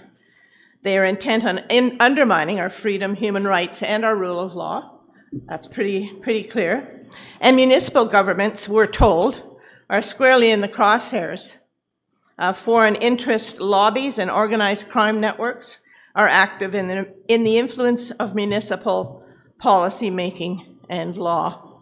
And just an example, for example, that would sort of be anti-democratic is the making of a policy that would mean that no resident of Kawartha Lakes who volunteers to help with the city would be allowed due process. That would be an undermining of judicial fairness and what we would ordinarily think of as due process. Recently, we have witnessed thousands and thousands who have taken this bait of, sort of anti-democracy in Canada, and that large numbers of people chanting in favor of the Houthi slave traders in Yemen on the streets of Canada, and supporting the brutally anti-democratic Islamist military and resistance movement of Hamas. They want us to weaken democracy, not with mass murder, but by sanctioning businesses in our community, in all of our communities, based on, political views.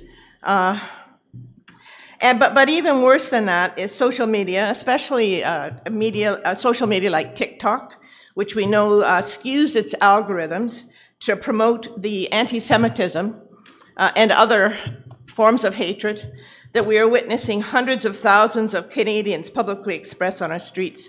And academic institutions and unions have followed suit, weakening local support for the democratic values of freedom, human rights, and our rule of law. Jews across Canada are experiencing an unprecedented levels of fear, isolation, betrayal, and alienation. Since October, anti-Semitic acts have increased 800% in Canada. That's sort of the largest in the G7 percentage of increase in anti-Semitism. And so now, B'nai B'rith Canada was expressed appreciation for the City of Kawartha Lakes lighting up City Hall in blue and white after the initial attacks. And that was greatly appreciated. And the National Director for the League for Human Rights for B'nai B'rith Canada sent a letter to all municipalities asking for support. Due to bylaw jurisdictional restrictions, Kawartha Lakes was unable to grant his request for an expression of support, which he totally understands. So no statement of support for the Jews in our community and their families in Israel and their allies and advocates among our community has been published. And there's no doubt that the Jews of Kawartha Lakes, like Jews across Canada, are feeling traumatized, lonely, and afraid in the face of the sustained rise in anti-Semitism. Many are, making application for ALIA to leave as refugees from Canada. So as elected officials, you are in a unique position to use your voices to oppose public expressions of hatred and to champion Western values. And I ask humbly and respectfully that you do so and continue to do so in all your public affairs. Champion freedom, champion human rights, champion equality, and champion the international order of liberal democracy. If bylaw allows it, I would also ask the city to issue a statement to assure the Jews of Kawartha Lakes, their advocates and allies, and all who support our democratic values, human rights and rule of law, that the city has our backs and will protect our democratic rights under the law. I'm not sure that people are really confident of that anymore, given some of the things that have been happening in communities. Just because it's not covered in our media, we shouldn't assume it isn't happening here either. Can I get you to wrap up, please? Yep. If you would like a copy of Mr. Rotran's letter or the statement about municipal corruption I submitted to the police, you can contact me by text at 705-308-6679. Nous sommes tous juifs, and Israel Kai, thank you for your time. Thank you. So can I have a motion to receive the deputation? Councillor Smeaton, Councillor Joyce. Councillor Ashmore, you have a question? Yeah, I have a question to the Deputant. Thank you, Mr. Mayor. To the Deputant, Joan Abernathy, thanks for coming. A couple of things there. I know on December 12th, after the council meeting, I hightailed it up to Egan Ridge, where we had the B'nai B'rith had their Hanukkah dinner, and to support the people of Israel, the Jewish faith, and I certainly was proud to go to that and recognize them and support them, and certainly felt good after that meeting and meal that we had with Jewish people to support them after the atrocities of October 7th. I have a couple of questions here. We've mentioned about interference in federal government. We know it's a well-known fact that, and I'll get to municipal government in a second, that the Chinese government, not the people of China, but the Chinese government did infiltrate, have an influence on the 2019 and 2021 election. Just wondering how we could prevent that from happening again. As far as municipally, do you think things like paper ballots and that sort of thing would help as far as making people more inclusive, and they want to have cast their vote instead of electronically? Sometimes people, I'm not saying that we get rid of electronic voting, but people would like that option as a paper ballot coming next time, election time, 2026. So just those two questions, if I could, please. The one on the Chinese interference and whether federally, and secondly, whether we should have paper ballots here. Mr. Mayor, I don't know quite frankly, but my view would be that foreign interference in municipal elections would be done probably via the, community, building relationships and carrots and sticks and so on. That we know from what the media tell us that the kind of pressure that's put on people for voting in elections and so on is done, person to person, and sometimes by bringing in busloads of people from other communities. And but in terms of the actual electoral process, I mean, with electronic voting, the threat to foreign interference would be in the programming. That's my understanding of how it would be done. As far as paper ballots go, I think that's a little bit of a separate issue. It's, the people, I understand some people want it, and I understand just from my own experience, talking to people during elections that some people don't have phones and they don't have cars and they don't have computers or anything. So yeah, they would like a paper ballot still. I don't know. I don't have an objection to it, but I hope that answers the councillor's question. Thank you. Thank you. We have a motion to receive. All in favor? And that's done. Thank you for coming today. We'll do one more deputation, then we'll take a break. We have Ms. Sherry McKelvey, who wishes to address council on the subject of snow removal. You'll have 5 minutes, Ms. McKelvey, and just take your time and relax. Have a conversation with me, okay? Okay, I live in Bob Cajun and in Victoria Place, and we have residents that live on the bends of the horseshoe-shaped streets. We have Old Surrey that goes through the main subdivision, and each street, the side roads are like a horseshoe shape. And we're not too happy of the snowplower techniques that he uses when he does the bends. He comes in, he does the inside of the bend, he turns around, he comes back up, and he plows again on the inside of the bend. Meanwhile, the whole side of the bend has not been plowed, plus he leaves a nice snowbank. So residents on the bends, we clear our driveways, plus we have to do like another probably 18 feet of the road that we have to snow plow. This has been going on, this is my 9th winter. I have come to the conclusion I don't like living here in the winter on the bend because I know what's coming every year with the snowplow driver. The bends are just not plowed.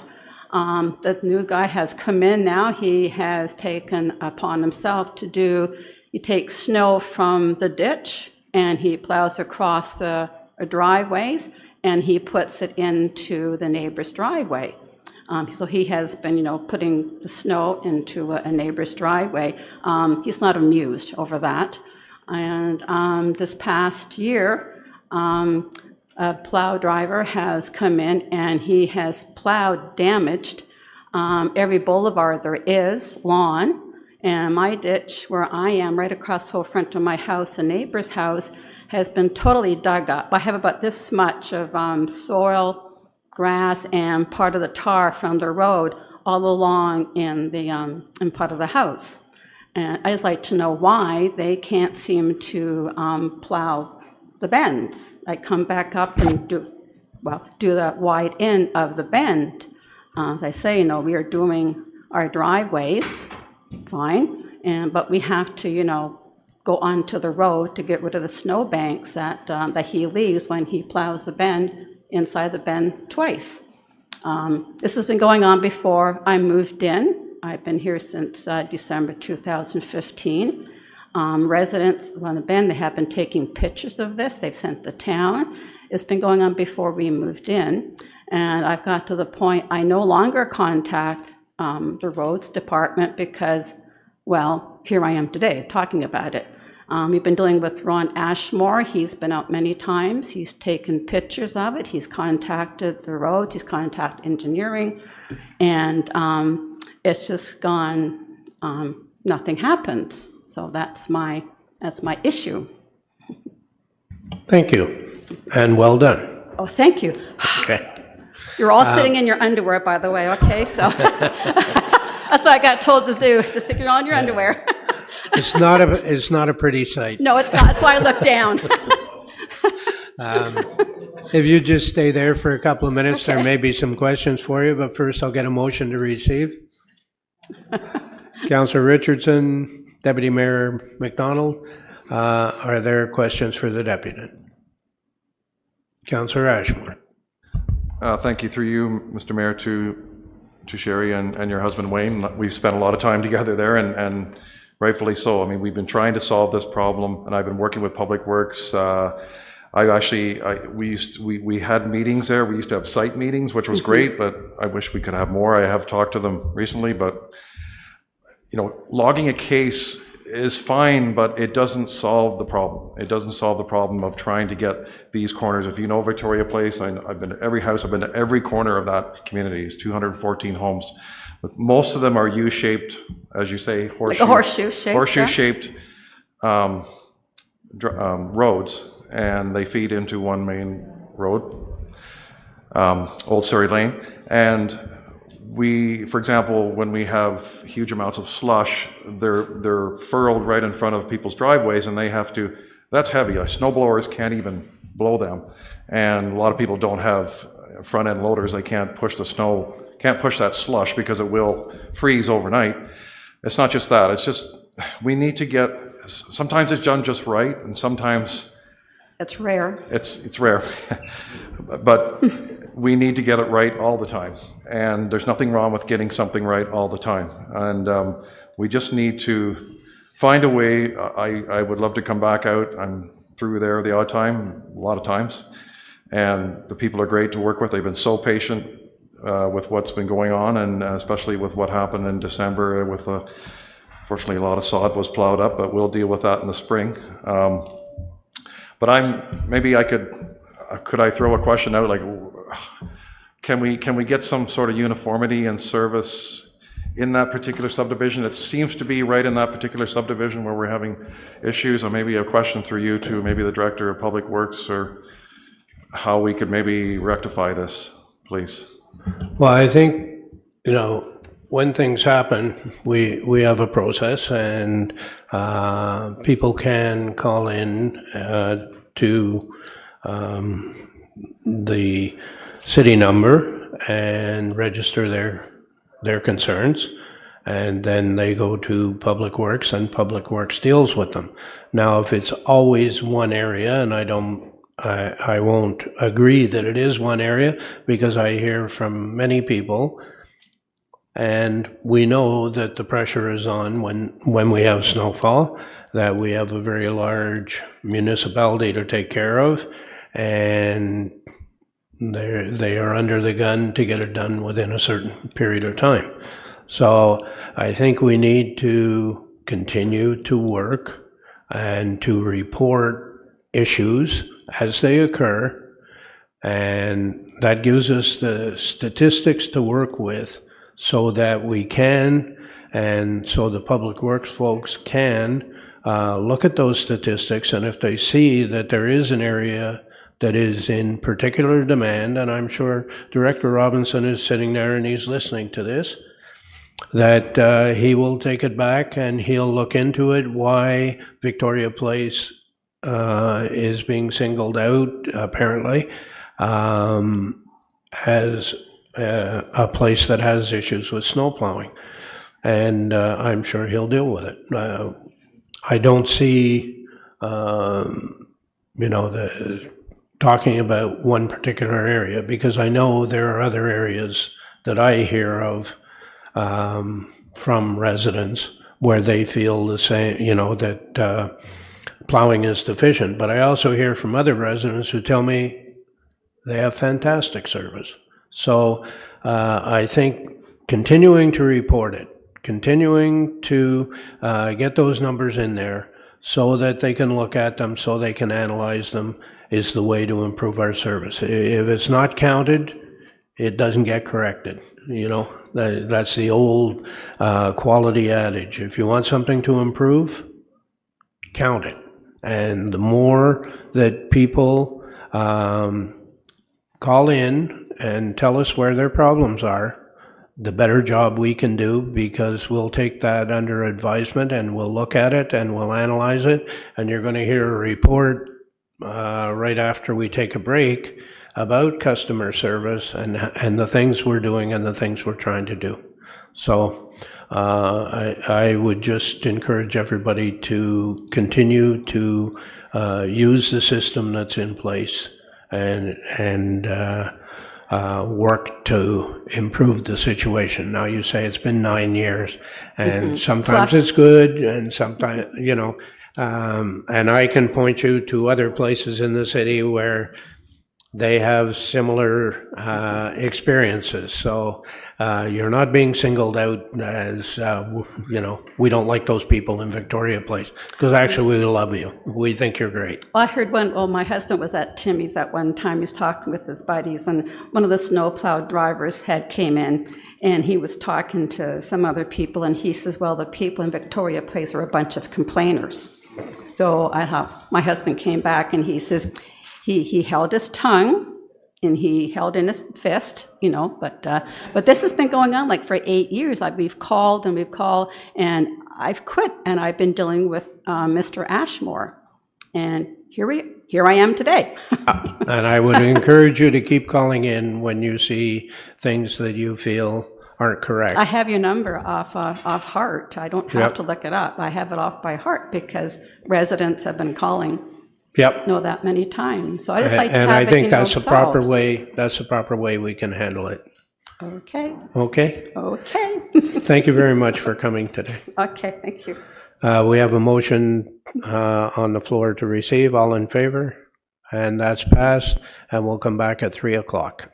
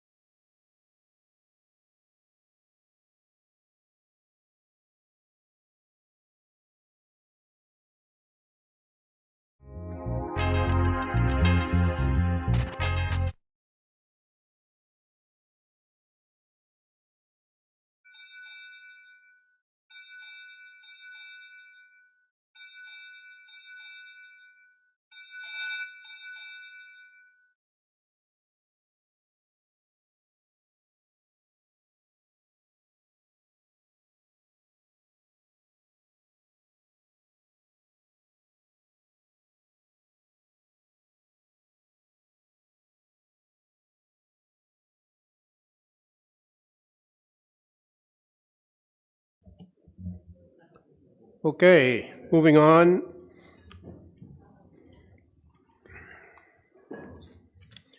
I need to receive some correspondence, the energy security relating to item 4.4 on the agenda by Mr. Gene Balfour. Can I have a motion to receive that, please?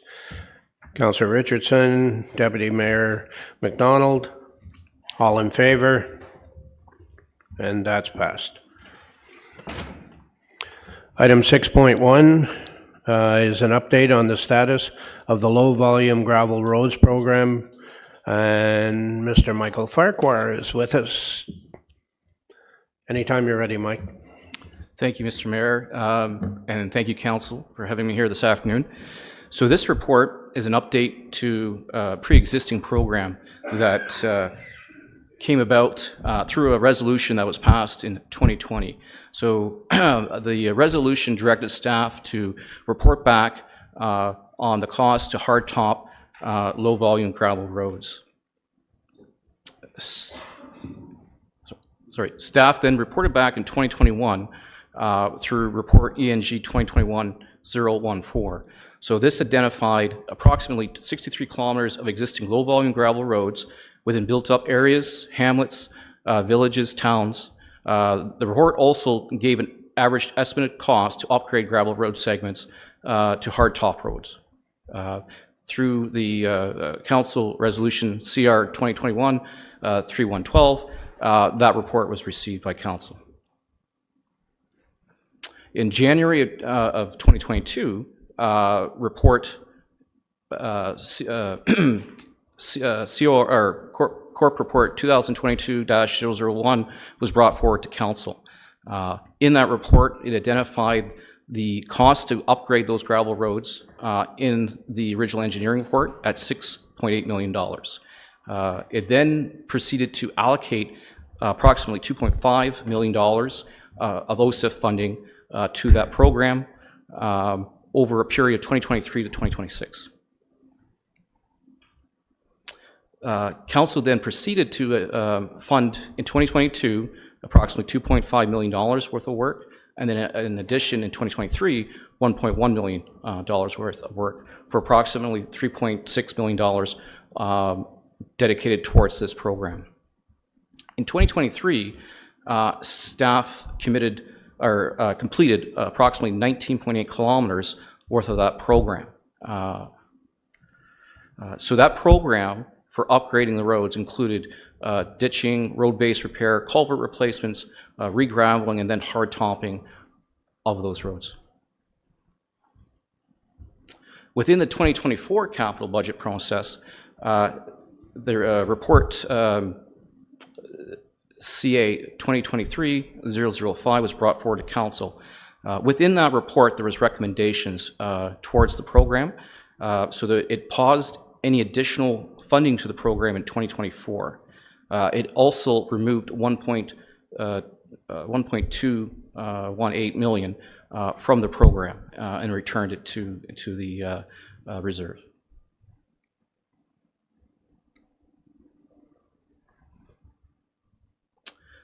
So currently, within the program, there is a remaining $492,000 that has not been spent from the committed 2022 and 2023 funds. So the current status of the program, in absence of council direction, the uncommitted balance is currently being planned to be used in 2024. So these are funds that weren't used from the 2022-2023 allocation.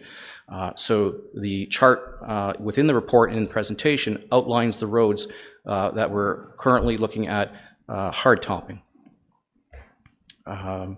And so selection of these locations comes from the original list that was outlined in the 2021 program, as well as that they are the next highest in annual average daily traffic within that list as it pertains to those identified low-volume gravel roads, as well as they are within built-up areas or urban areas.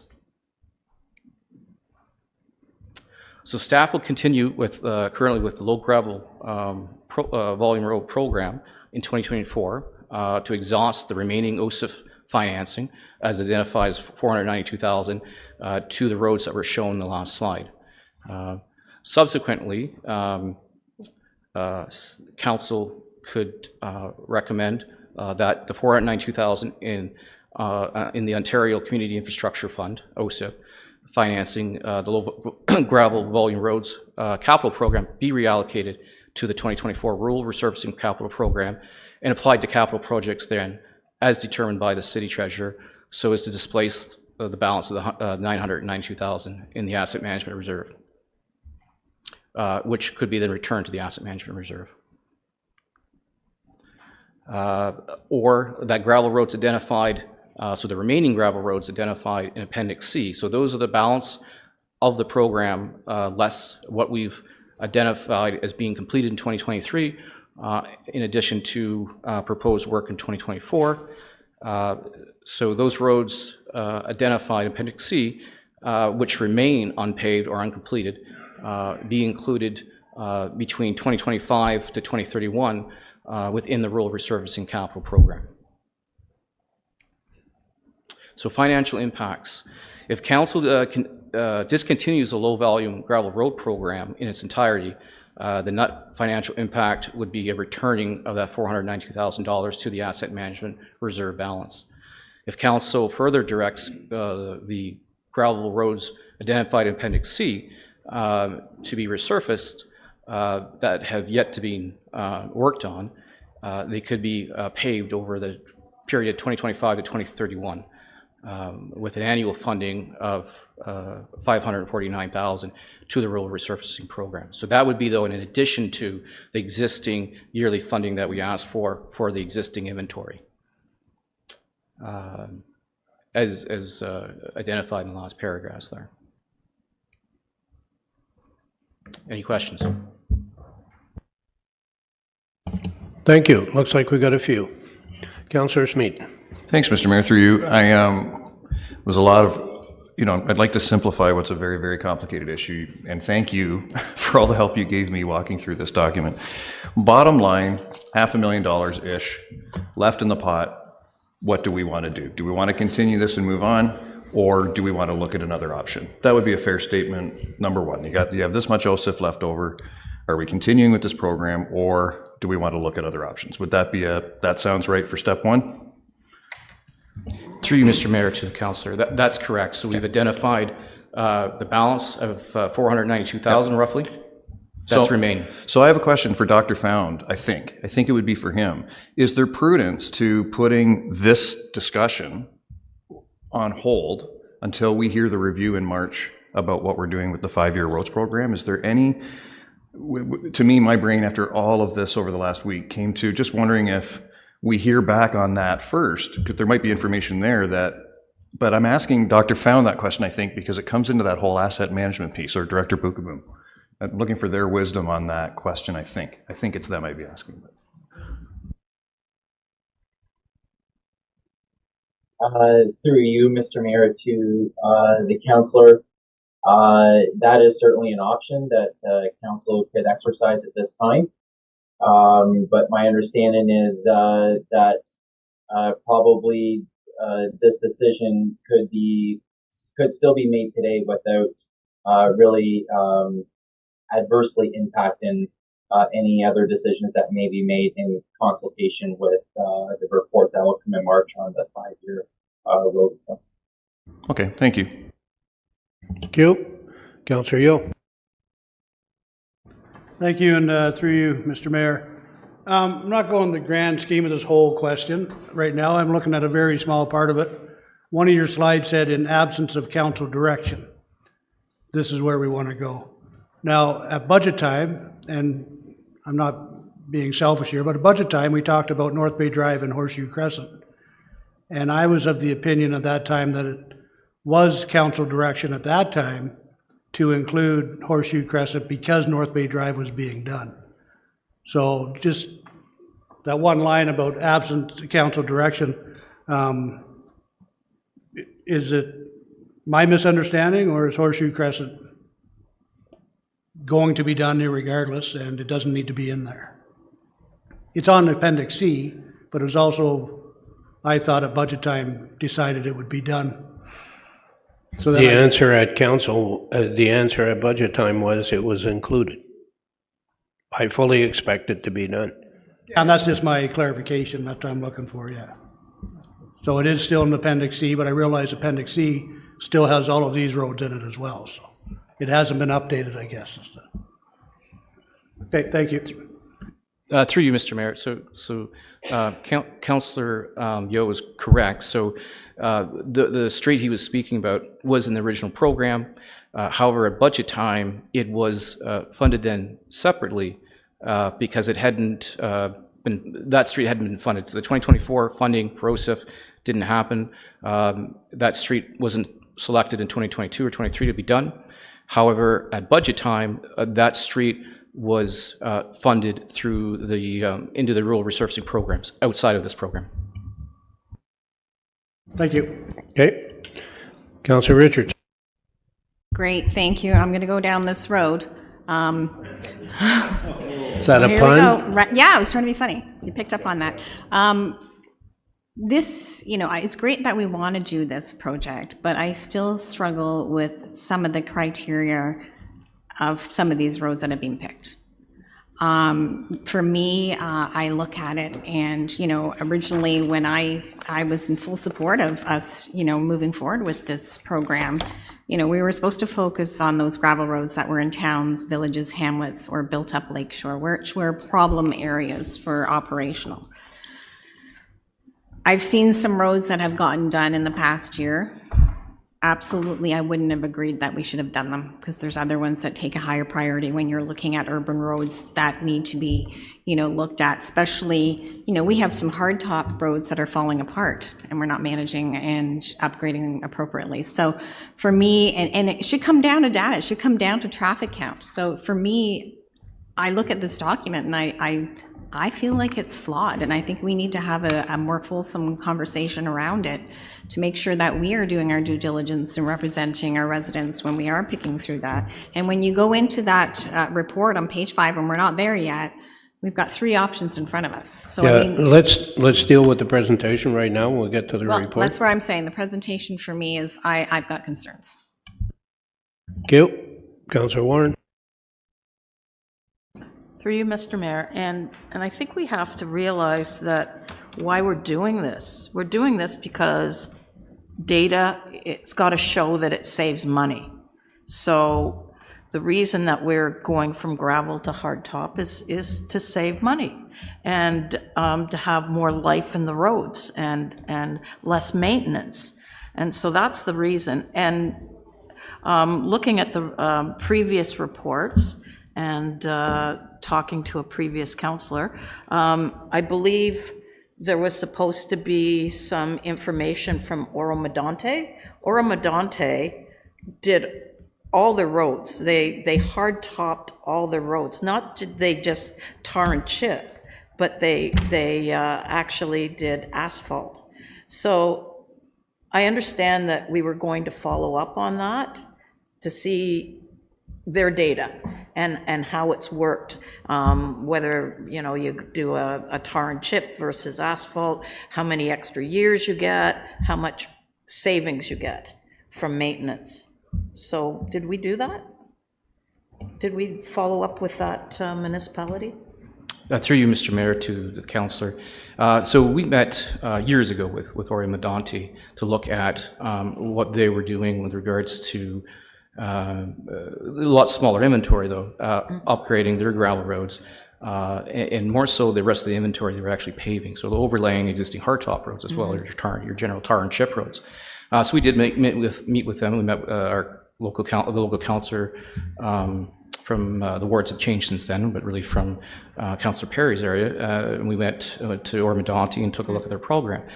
So what came forward several years later was the actual request for the report that was given to council in 2021, looking at low volume gravel roads. As an appendage to that report, there was a previous staff report that came to council that did a cost-benefit analysis between gravel roads and hardtop roads. So that staff report has previously been done and is attached to that 2021 report. Okay, so, so that date is there. I missed that then. So that's in our report today? Through you, Mr. Mayor. So that is appended to the 2021 E&G So it's report. in here? Correct. So you can look at it, and it was a previous staff report that looked at the cost benefit between gravel and hardtop roads. So, okay, so Oromo Dante, so do we know, down the road, so to speak, how that's panned out over the years since 2017? Through you, Mr. Mayor, to the councillor. So I don't have a recent update on how that operationally is working for them, but I imagine, because they had a 10-year period that they were looking at trying to upgrade all their roads, and that has since passed. So it'd be interesting just to get that information, seeing that's something that the previous council reached out to. Right, absolutely. Thank you. I think also we have a council-supported resolution on when we hardtop gravel roads that'll go to tar and chip and not asphalt. Is that correct? Through you, Mr. Mayor. So we do. So when we bring forward to council our roads needs information as well as our 5-year plan, in that report we talk about the threshold. However, the council through the resolution in 2020 asked us to look at roads below that threshold. So that 2021 report brought back to council the list of roads in below that threshold that we would normally hit, which was a 400 and above. So then we looked at then what were the roads between 400 and 200. And then we brought back in that report, here's the list of roads, approximately 63 kilometers, as well. And then that looked at in built-up areas, we looked at in urban hamlet areas, as well as maintenance concerns. Thank you. Councillor Perry. Just a few questions. Thank you, Mayor, and thank you for the report. Just curious, this program is scheduled to expire after this, correct? Through you, Mr. Mayor, the allocated funding was only in 2022 and 2023, so we only have a balance of $495,000, which we're going to expend unless there's other recommendations, directions. After that point, there has been no funding in 2024. Okay, thank you. Yes, and I spoke to Councillor Smeaton about this and just what Councillor Richardson had said recently in her remarks about concerns over the criteria. And are they the correct criteria? Are they the right fit? I think this is perfect timing, actually, as this winds down and out of money, to then in next month when we'll be considering what are the right criteria. Do we continue with such a program when there are other roads that need doing? And that, I hope, is part of our broader exercise at the macro level as councillors. My thinking would be that given the work of staff here and the remaining funds, to let that play out, and then we'll be able to reevaluate anew once we begin our march. I know some of these roads, they're in horrible shape. It's 5 kilometers, and staff has put this together. By the time it's wrapped up, we'll be in the new, we're ready to go with our new March and April considerations. Yeah, Thank you. We can speak to that when we get to the report stage. So Okay. we're trying to deal with the presentation right now. That's okay. That's what I was trying to do around, okay, but thank you. Yeah. Councillor Joyce. I realize I'm putting the horse before the cart again. I saved my comments for the report stage. Thank you. Councillor Smeaton. Thanks, Mr. Mayor. I'd like to make a motion to receive the presentation. Thank you. Have a seconder, Councillor Warren. Seeing nothing more, all in favor? And that passed. Okay, let's deal with report ENG 2024-001, item 6.1.1 on the agenda. Councillor Joyce. Thank you, Mr. Mayor. Through you, I wrote down 3 things here, some of which have been touched upon by Councillors Richardson and Yeo. Built-up areas, absence of council direction, and the AADT, the traffic volume. First of all, I'm in fully support of the program. and I think we should keep it going once it expires. The absence of council direction, I guess that lands on me. I have to pay more attention. So hear me now. You're going to get council direction on what roads need to be done ahead of others. And I'll just point out just one example in my ward is Birch Road. And other councillors will be forgiven if you don't know where that is, because it's not anywhere near a built-up road. It's 250 meters long with one house on it. I imagine the ADT is very, very low, yet it was on the list to be done at one point. My constituents will go, they'll go nuts if they see that road get paved before, say, Newman Drive in Lornville, which isn't a built-up area. So I don't know how that happened, but it's things to watch out for. That we have to prioritize these roads, number of houses on the road. You know, what shall I say, what's political expediency and roads that need to be done in built-up areas as the program was meant to be. So that's just comments. And I think it's a great program, and I thank you for a very, very detailed, great presentation and everything else that went in there. Oh, one more thing. I almost forgot. Former Councillor Andrew Vail called me up. Oh, yeah. And he did me the favor of going through all the roads that are currently being done and past roads. And I asked him, can I quote you, Mr. Vail? And he says, absolutely. He says, Fenland Falls has got a lot of roads done before, and they're still getting a lot of roads. Other wards are not getting as much attention. So, throwing that out there, I didn't really dissect that, but... he phoned me as well. Okay, yeah, okay. Objection, Your Honor, hearsay. So... I'm just saying what I... Anything more? Yeah, that's all I have to say. Thank you. Thank you. Councillor Ashmore.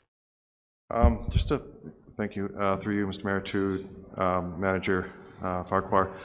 Thanks for the presentation, and I know we were putting roads on before Councillor Perry had this memo put together, which is great. We're going to get everything done in this 5-year report. But we did put some, myself, Councillor Smeaton, Deputy Mayor Richardson, time.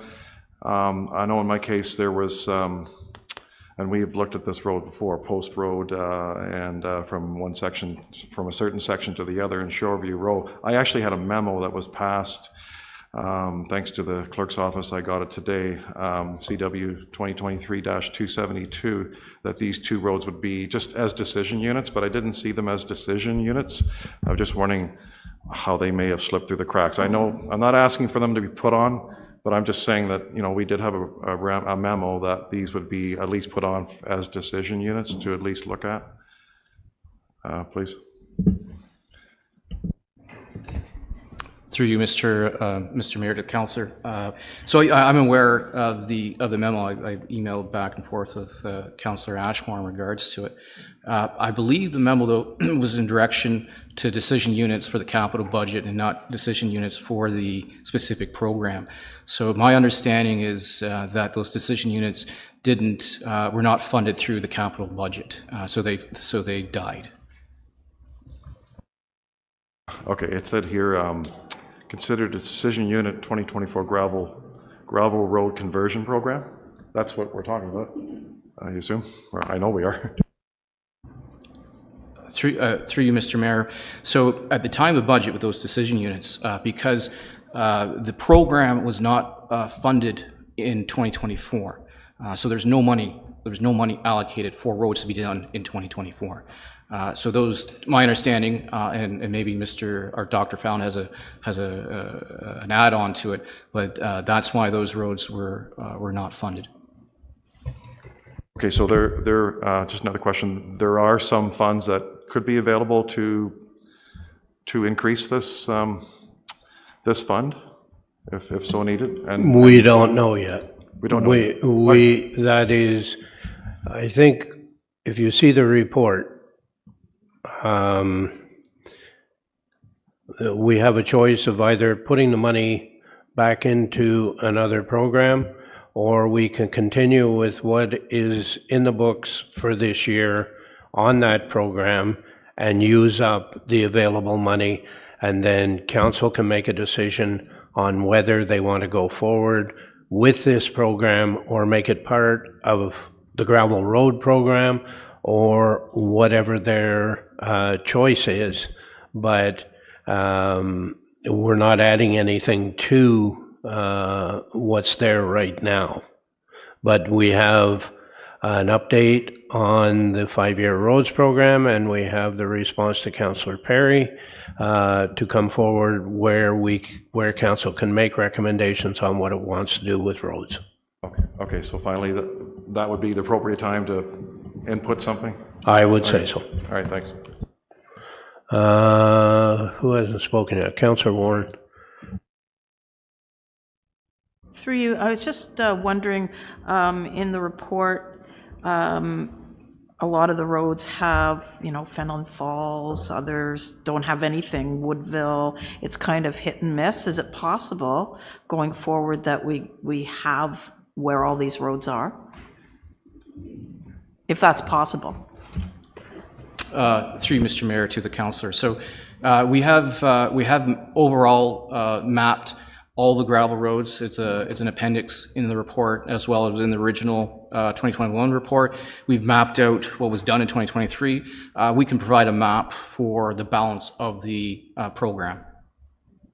It's just looking at the chart here. So I like looking at charts too and just getting a feel for where things are happening. So if that could happen also, that'd be great. Thank you. Councillor Smeet.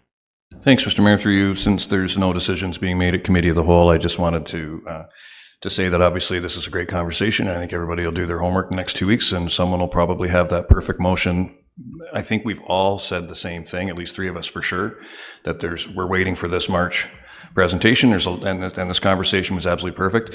And so, I'd like to make one comment and then request that we receive the report. The only comment I wanted to make was I was hearing a conversation that, if I'm correct, might have included Pottinger.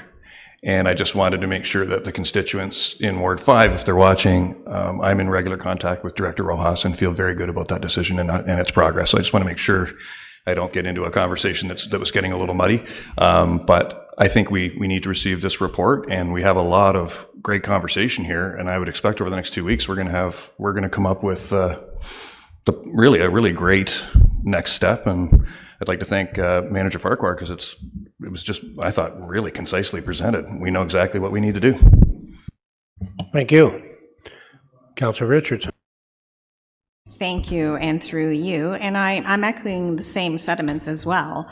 Even on page 5, it talks about, we have to catch up on existing committed roads and financing. So we have a better picture of what we need, because even if we throw these roads up there, we still have to do that background work. We still need to do that brushing, the culverts or the ditching before we even move forward. So I think it's prudent in ours to come back with a motion that actually supports the committed report that is coming up, and looking at all the avenues moving forward as well. Because, like I said, it's great we're doing this, but maybe we just need to look at it a little differently, how we roll it out.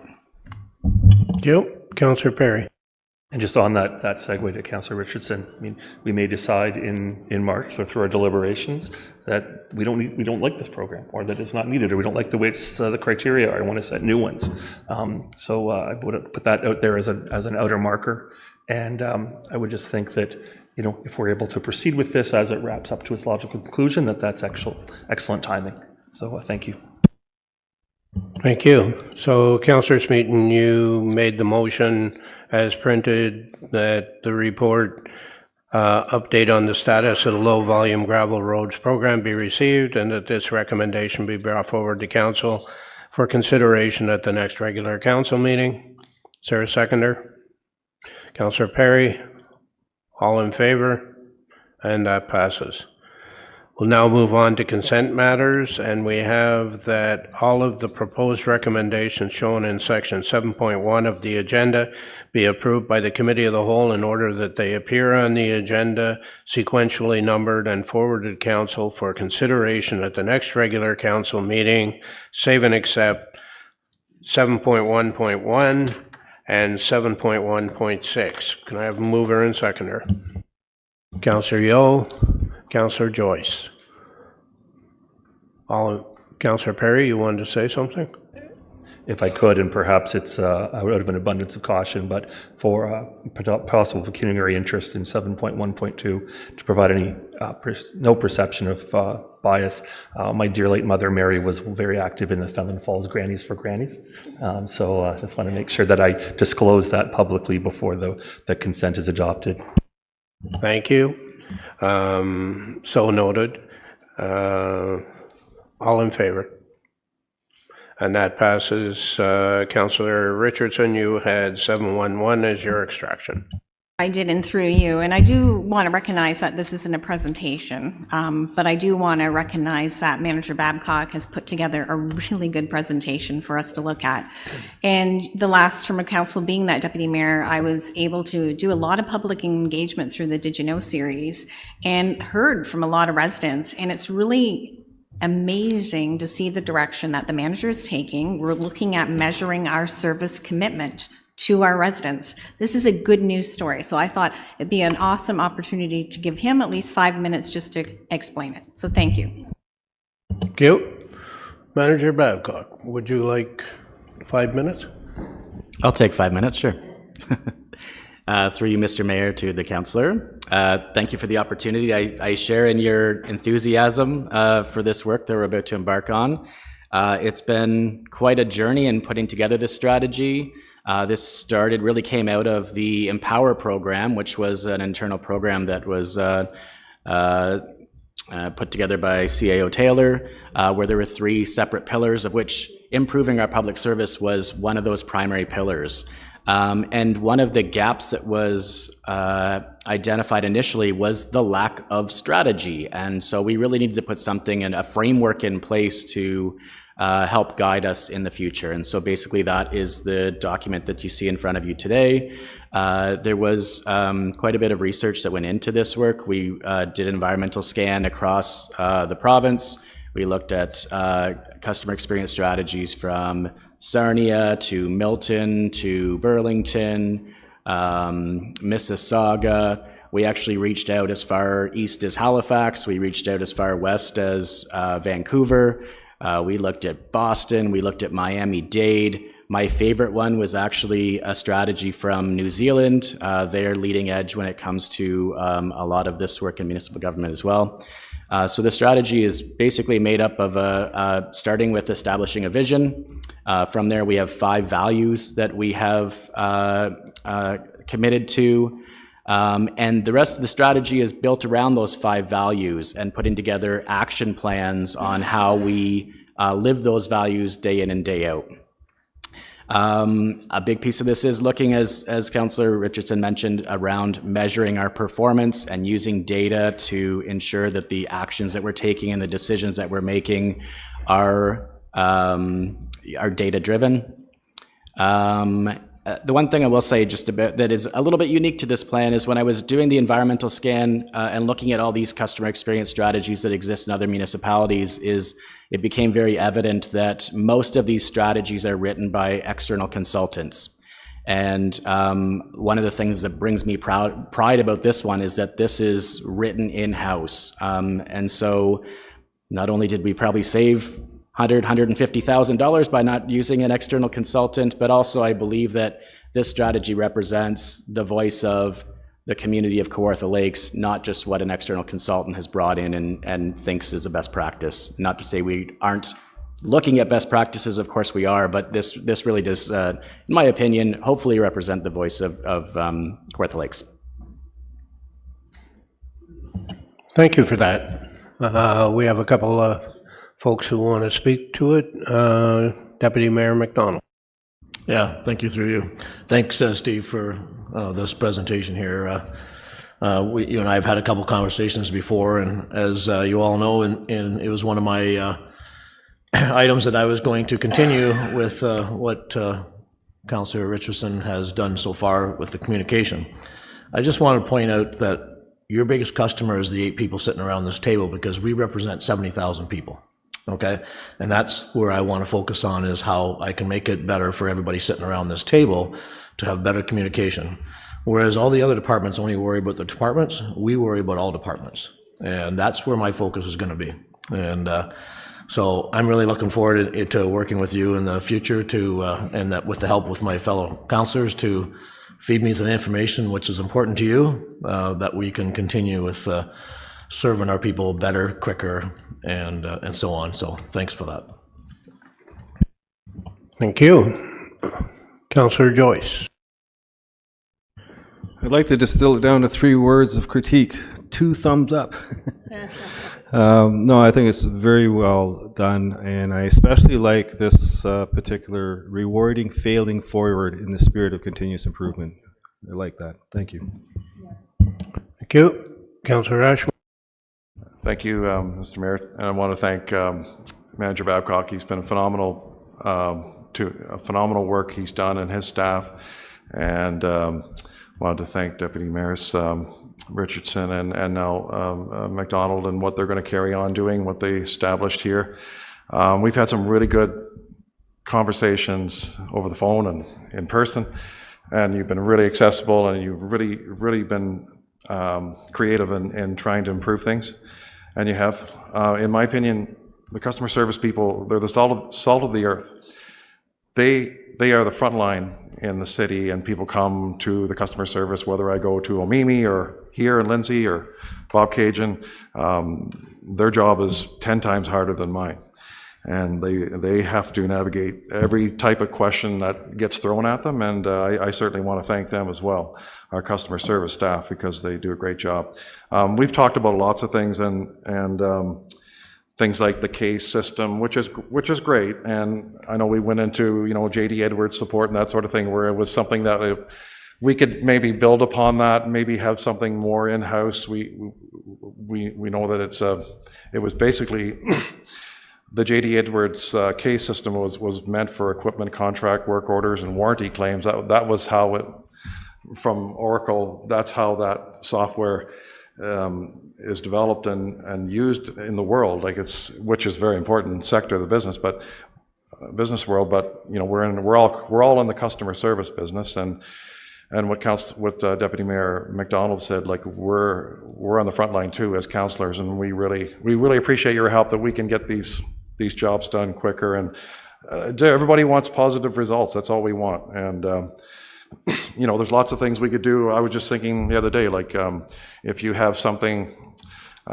you go through an issue and it's resolved for you, and then you get a call back, say, for example, how was your, Shaw Direct, how was your experience? And you give them a little survey and that sort of thing. And if we did something like that, and I'm sure we will down in the future. So I think it's really good to what we're doing. So I commend you for your work, and look forward to the next phase. Thank you. Thank you. Councillor Perry. Thank you very much. I just wanted to make sure that I paid respect and kudos to Manager Babcock. He and I have worked together over the past year or so, and his positive and refreshing attitude and putting people first is impressive and noticeable. I know around the council table here, customer service, we campaigned on it, many of us, if not all. It's top of mind for our constituents.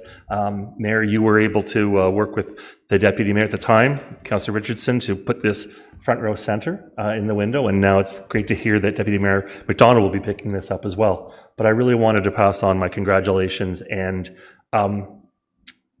kudos, for lack of a better word, to Manager Babcock and his team for the great tireless work they do with a smile and a good-natured approach in very difficult circumstances sometimes, I know. And wanted to read that into the record. I've actually had a couple of constituents mention how great this report is and how refreshing it is to see. So it's super to make progress, and most of that's attributable to Manager Babcock and his team. So thank you very much.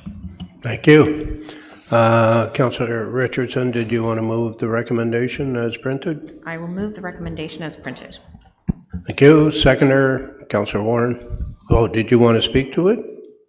I was just, for you, I was just going to say kudos. And There it is what, again. what else can be said? Yeah, it's great. It was a great report, and thank you very much. All in favor? And that's passed. Want to turn your mic off, Mike? Moving on, we have 716, Deputy Mayor McDonald, Backyard Chicken Coops Pilot Project. Yeah, thank you. Hopefully Aaron is on live here. I have a couple questions for him. Aaron, a couple questions there I have with this. I understand why the thing has been changed, but we only had 6 licenses issued in 2021 out of a possible 50. How much was the fee to get a license? The fee was $50. Okay, and we had 17 unlicensed coops enforced complaints during the pilot program. Couple questions on that one is that out of those 17, did we close them down? Why didn't they get a license, and were they following the rules? Through the mayor to the councillor. So just to give you a broad answer, we basically, if it's an over number situation, we would ask them to reduce the numbers, or we would monitor the location for chickens that would pass away, and ensure that they're not replaced, and we would move them into the licensing. If it's a non-licensing issue, just it's prohibited generally, then we would move and apply that portion of the bylaw to discontinue the activity. Okay, so out of that 17, did anybody discontinue? Well, if you, I don't have that information right in front of you. I'm happy to bring that back to council if needed. I'm assuming that that everybody has complied, because I haven't been drawn into any conversations with the licensing group regarding non-compliant chicken coops. Another thing is that I know the benefits, and I agree with all the benefits and so on, and I also understand the rules when people don't apply. I guess my question is, we're going to get rid of the fees, we're going to do everything. It didn't really matter because nobody did it anyway. What makes you think that people are either bother getting a license? Because now, if they didn't want to get a license for $50, and we're going to take that $50 away, and we've been working on this for 2 years, and we only had 6 licenses issued since 2021. What makes you think that by doing all this, that more people are going to register and everybody's going to comply just because they don't have to pay $50? I just need to understand that. Sure. Through you, Mr. Mayor, to the councillor. And that's a great question, and that's exactly why I'm bringing this report back in the form that I'm bringing it. It's a lot of the program centers around education, food insecurity, having opportunity for kids to see where their food comes from. Yes, it's quite clear that there is a low enrollment in the program. Removing the fee may increase some entry into the program, which is what we hope for. And because we are still capping the numbers, it's the hope that there is more enrollment. Basically, why we want to keep the program in place is if we have backyard chicken coops without the program, then they're just not permitted at all under the zoning bylaw. We still want to give people some options, and at the same time, we want to protect the health and safety of the community at large. Because there is proximity to agricultural, there's bio or zoonotic disease risk for unhealthy flocks. So we want to be able to generate a list that we can access in case the health unit or other resource such as UMAFRA advises that there's an avian flu outbreak, just as an example. So we're just trying to connect the dots, and the initial program is in place and operating currently. So removing the fee is a low cost impact to that. Yeah, the fee really had nothing to do with it. You're only talking $300. I just wonder how much it costs us to go visit those 17 people that weren't applying by the pilot program, and the cost for that. And then what's going to be the cost if nobody gets a license and so on. But anyway, I know what the benefits are. I think it's a great program. I also think that we should also be prepared for some risks here, because now we're opening the door. We've made the we're going to make it that it's going to be not as big as a property you need, 0.25, I think, of an acre now instead of 0.5. So I just, those are my questions and my concerns, and hopefully that you'll take the notes that I've been talking about and address them as they become a problem, if it does. Thank you. Thank you. Councillor Joyce. Thank you, Mr. Mayor, and through you to Manager Sloan. First of all, I agree on the no fee. Let's lower barriers. Food security is an issue. My questions, I got a couple questions here. One, why 10 chickens? Now, you know, we're looking for, one of the reasons I think people aren't participating in this is economies of scale. And 4 chickens, along with the building the coop and the maintenance and all that, it doesn't probably pay for itself. And I think I read in there that public health is recommending 6 chickens, and you've put in 10. Where did the 10 come from? What's your argument there?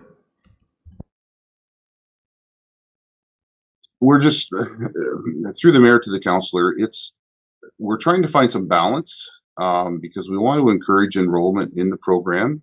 We've listened to the deputation that has come to council. We've met with the health unit and in the farming community generally about the topic of sizes, and then we did some comparisons to other municipalities.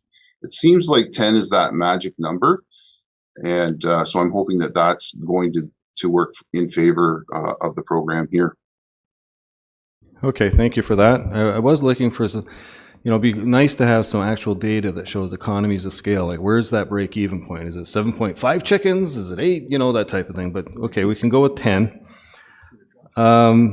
In the reduction to 0.25 acres, I also recognize that that's an attempt to get more people to participate. One thing I feel strongly about is if we're going to agree to these changes and continue it, that it should be renewed as another pilot.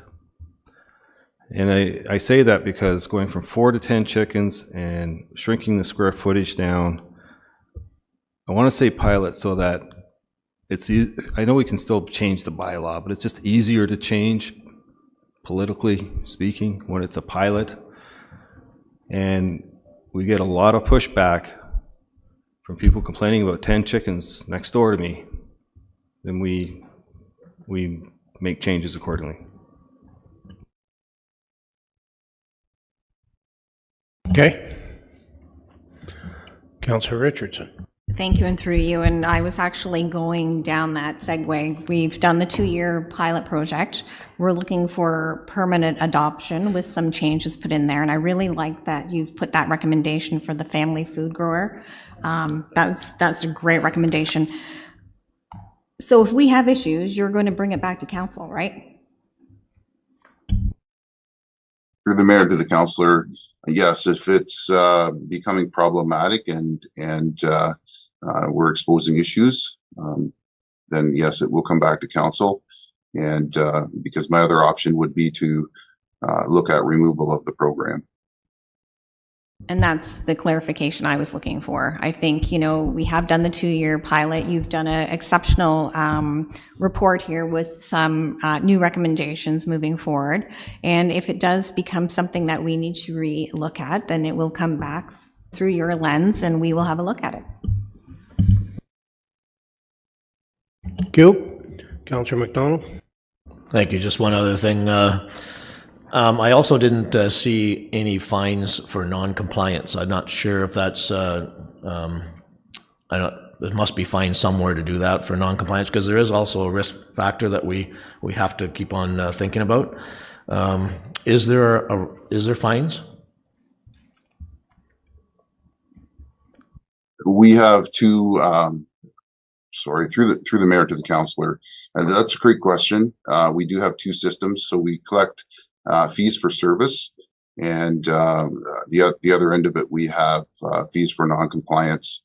And with the changes to the bylaw, there will be just a small period where we have to reapply to the Superior Court to reestablish fines to reflect the changes. But we will do that as well. Okay, thank you. If there's no other questions, I'll move this report. Thank you. Is there a seconder? Councillor Richardson. All in favor? And that's passed. Just before we get to adjournment, I need to do a bit of a rant today. I'm not happy about the way we deal with deputations. And I think a good portion of it is my fault for perhaps being too lax. And I think we have deputants who come here and they're very passionate and they have a point of view. But it's the first time that they're coming here and the first time many people on council are hearing it. And there may be, as I find out usually, another side to the story. And so when they come and they give their story and we as a council believe them wholeheartedly, and then we start making motions on the fly that I don't think are always fair to staff. And I think in some instances when we fumble around with the wording and we don't get things exactly right, that it makes us look amateurish, and I don't think we are. I think that everybody here comes here to do a really good job and wants to look as in control as possible and as professional as possible to give everyone the comfort that council knows what they're doing. And I really worry about that with the way we handle deputations. I'm going to be thinking about it, and I'm going to be talking to the CAO and the clerk about how we handle deputations. And the way I'm kind of leaning is that instead of trying to make motions, especially at Committee of the Whole, that we receive the deputation and we refer it to staff for any action that might be taken, or a report back, or something like that, but to not try and solve the problem in the instant when it's the first time we've heard about it. Because I don't think we're doing ourselves justice, and I don't think we're doing the deputants justice, and I don't think we're doing staff justice. So I'm going to be thinking about this and how we handle deputations. And I don't know if you agree with me or you don't agree with me, but certainly sitting here, I felt that I in particular didn't do a very good job with the deputations today. Councillor Warren? Through you, just to be clear, so all deputations will be forwarded to staff? Not necessarily. Obviously, So that's- there may be, I'm talking about the kinds of deputations where people come and they say, you know, and they have a story to tell about how badly treated they've been and they want something done now. And instead of jumping on that, I'm not talking about deputations where it's well researched and it's an ongoing issue. I'm trying to think of something off the top of my head and it's not coming to me, which is the problem I have with deputations. So, I'm not saying each and every deputation, because some of them are just for information, so we just receive them anyway. I'm talking about the ones where clearly there is a problem and maybe it's been an ongoing problem and those types of things. Those I think we shouldn't try and solve on the fly. So I'm going to be looking at what we can do to do it a little better. Councillor Perry? Thanks very much, Mayor, and thank you for those insights. I would just add to further reflect on our role as advocates, as elected officials, and to make sure that we're playing that role as best as we can for those who elected us, and to bring in that people's voice at this council table. That's also a concern for me and a consideration, as is the fact that often deputants, like we saw today, are at their wits' end. And I think we need to give some consideration to that as well. As we heard today, they had been different places. And therefore, we do have somewhat of an obligation to be able to move the ball forward. But again, doing so in consideration of the facts, of other stories, other perspectives, those kinds of things. I admit there's a balance there, but I certainly wanted to add that dimension to the consideration. Thank you. Thank you. Councillor McDonald? Yeah, through you, thank you. I have to agree with you because I'm going to go out and look at some of these issues that people talked about today, because I was requested on live for me to come out, and I think I will be more prepared in 2 weeks to make a decision after what I've just heard here today. So I think we should listen to them. Of course we do.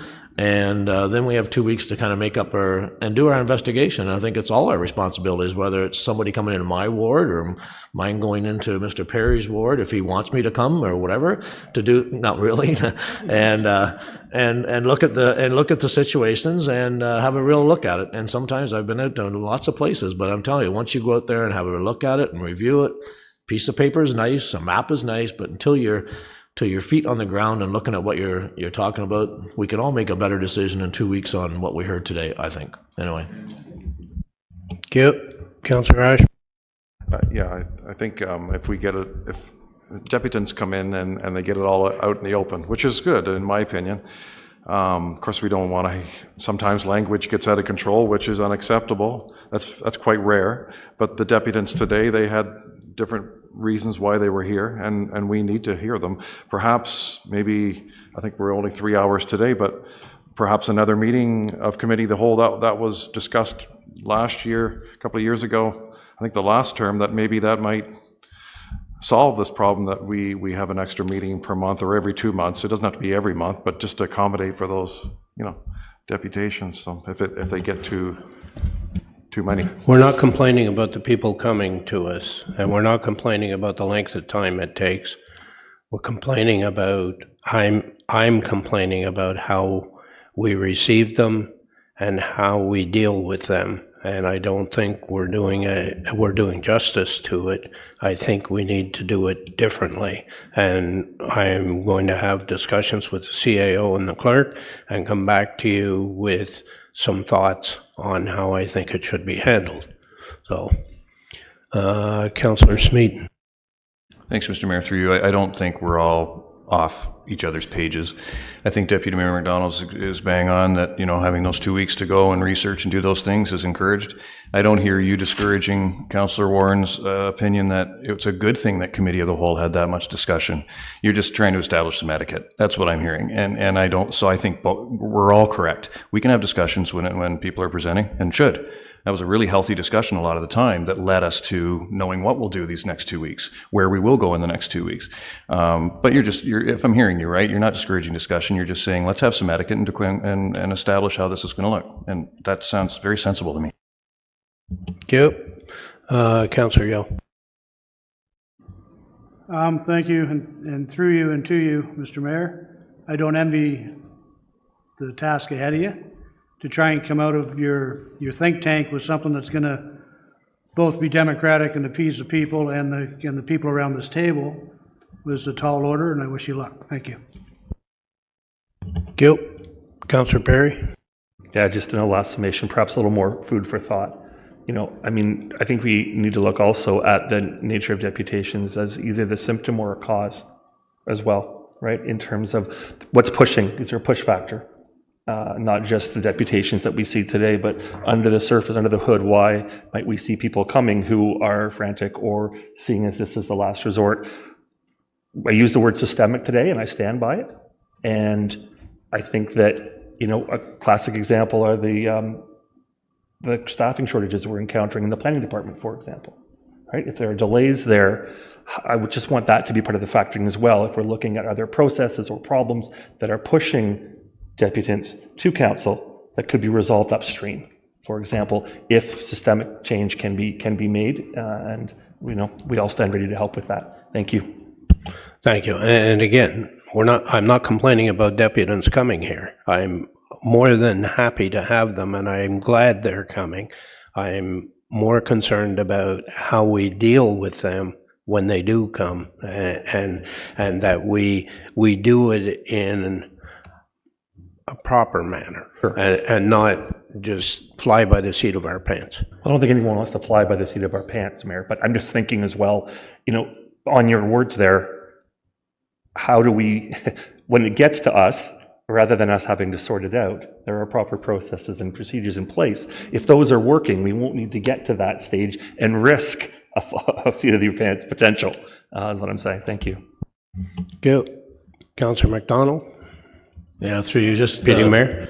Just the last comment, and I think we could do a lot better job too. Why are we waiting for the committee of the whole to bring all these issues up? We had quite a few issues today in one ward.